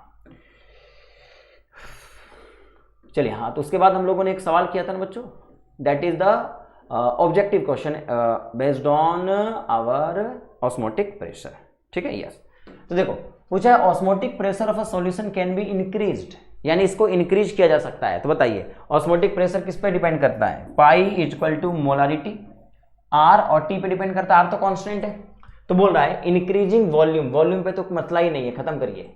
increasing number of moles of solute, अब बताइए पाई अब मोलारिटी के डायरेक्टली प्रोपोर्शनल है, तो पाई मोलारिटी को क्या लिख सकते हैं हम लोग, number of moles by volume into R into T लिख सका जा सकता है ना बच्चों, क्योंकि सी आपका मोलारिटी है और मोलरिटी को क्या लिख सकते हैं, n/v लिख सकते हैं। तो इस फॉर्मूला से बताइए ना, अगर आप वॉल्यूम को इंक्रीज करेंगे तो वॉल्यूम का तो वो इनवर्सली प्रोपोर्शनल है, आपको ऑस्मोटिक प्रेशर को क्या करना है, इंक्रीज करना है। तो इंक्रीज करने के लिए अगर इसको वॉल्यूम को बढ़ाओगे तो प्रेशर डिक्रीज हो जाएगा, इनवर्सली प्रोपोर्शनल है। दूसरा बताइए, increasing the number of mole of solute, solute के मोल के क्या ये डायरेक्टली प्रोपोर्शनल है कि नहीं है, हाँ भाई, अगर डायरेक्टली प्रोपोर्शनल इसको बढ़ाओगे तो प्रेशर अपने आप बढ़ जाएगा। डिक्रीजिंग टेम्परेचर, टेम्परेचर तो डायरेक्टली प्रोपोर्शनल है, अगर टेम्परेचर को डिक्रीज करोगे तो पाई भी डिक्रीज हो जाएगा। समस्या हो गई, खत्म करिए। इसका मतलब B answer will be the right answer. Clear बच्चों, आगे बढ़ सके, हाँ जी। चलिए अगला जो हमारे पास सवाल पूछा गया है ये, यहाँ एक बात इसको मेमोरी में रख लो, जो प्लांट सेल होती हैं उनके बारे में हमसे बात किया गया है, और प्लांट सेल में हमें डिफाइन करना होता है, क्या होता है, ध्यान से सुनो। अगर मेरा सॉल्यूशन पूछा गया श्रिंक करना, श्रिंक का मतलब क्या होता है, प्लांट जो होती है उसकी जो सेल्स होते हैं, अगर हम उनको किसी ऐसे सॉल्यूशन में रखें जिसमें वो श्रिंक कर जाए, तो दो चीजें होती हैं। एक होता है बच्चों श्रिंक करना, श्रिंक करने का मतलब होता है कि अगर वो तना मोटी थी अब वो सिकुड़ के पतली हो गई, इसको श्रिंक कहेंगे।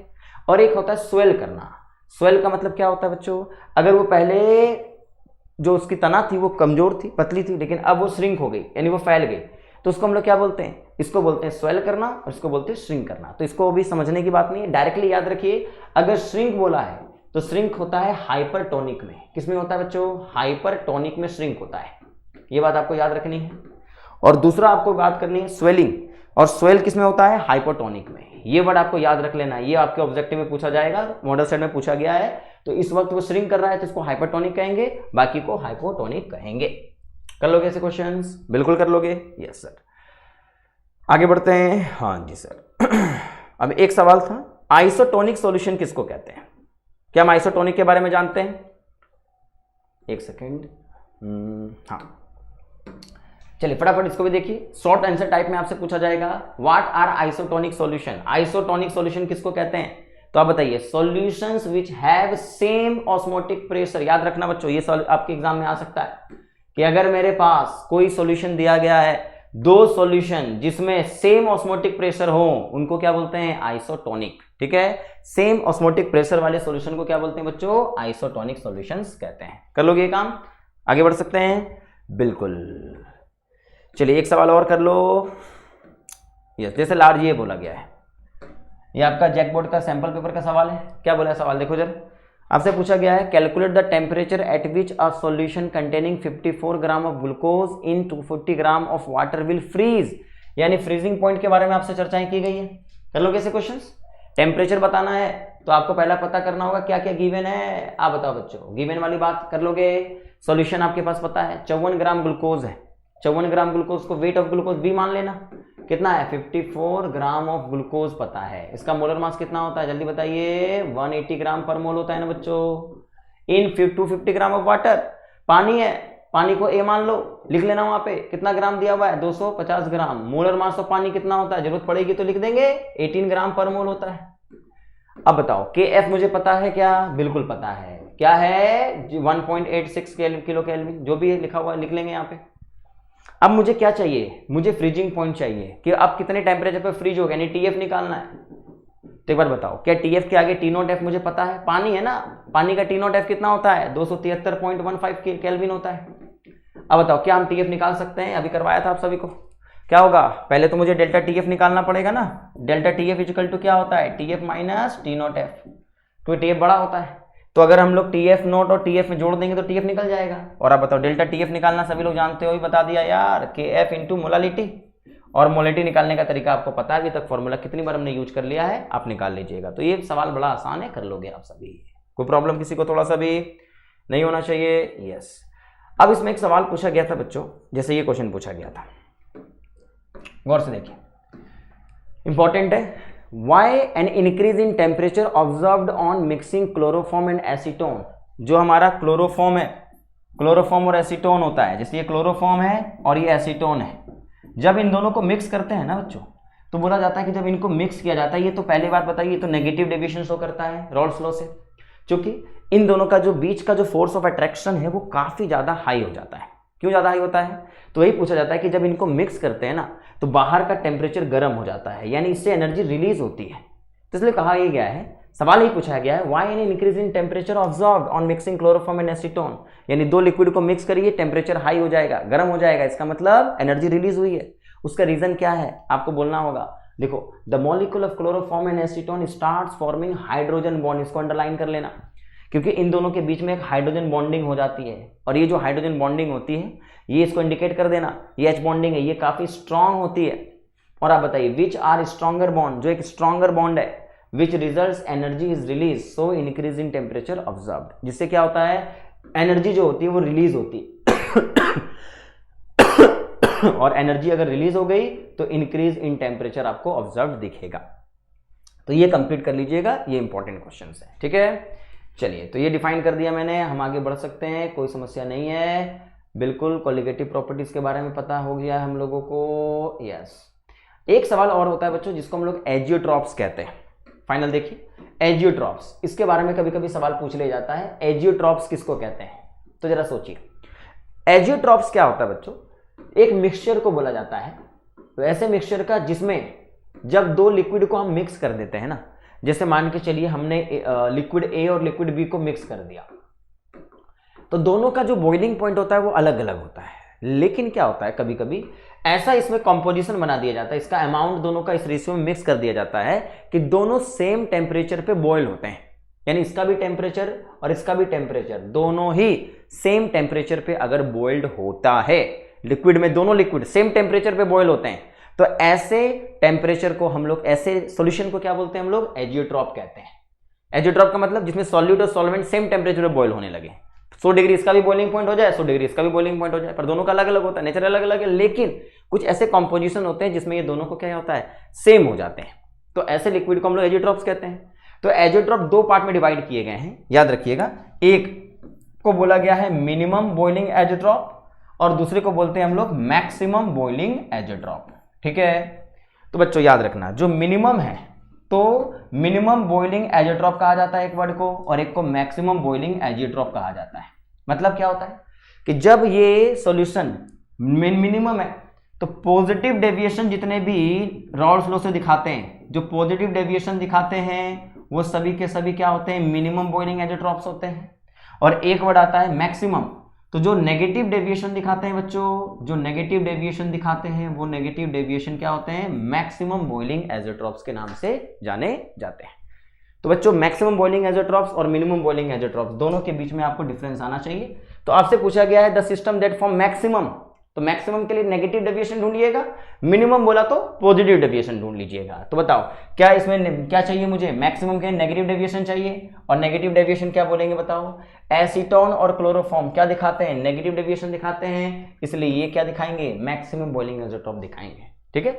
तो आप ज्यादा डिटेल में मत जाइए, केवल ये याद रखिए एजियोट्रॉप्स के बारे में आपको पता होना चाहिए। मिनिमम और मैक्सिमम का मतलब छोड़ दीजिए, सोचिए मिनिमम वो दिखाएंगे जो पॉजिटिव डेविएशन दिखाते हैं और मैक्सिमम कौन दिखाएंगे जो नेगेटिव डेविएशन दिखाते हैं।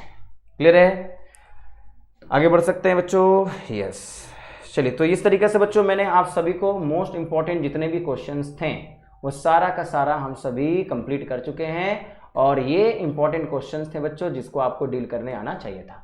तो आप सभी को इस चैप्टर का, यानी जो सॉल्यूशन चैप्टर का जो मोस्ट इंपॉर्टेंट जो आपके एमसीक्यूज हैं वो मैंने आपको डिस्कस किए हैं, और जो इंपॉर्टेंट सब्जेक्टिव क्वेश्चंस है वो मैंने आपको डिस्कस किया। आपने पढ़ा तो सब कुछ होगा बच्चों, लेकिन लास्ट मोमेंट में इनको जरूर से जरूर देख के जाइएगा, ठीक है। चलिए तो अगला जो चैप्टर होगा वो आपका इलेक्ट्रोकेमिस्ट्री और केमिकल काइनेटिक्स का होगा, न्यूमेरिकल बेस्ड। ऑर्गेनिक आपने अच्छे से कंप्लीट करी हुई है, इनऑर्गेनिक अच्छे से कंप्लीट करी हुई है, बस आपको प्रॉब्लम कुछ न्यूमेरिकल्स में थी, उसको मैंने अभी पहला टॉपिक कंप्लीट कराया है, 2 टॉपिक बचे हैं, 2 दिन के अंदर में उनके भी लेक्चर्स आपको मैं प्रोवाइड कर दूंगा, ठीक है। अच्छे से तैयारी करिएगा और preparation up to the mark रखिएगा बच्चों, डरने की कोई बात नहीं है, मेहनत करते रहिए, ठीक है। All the best.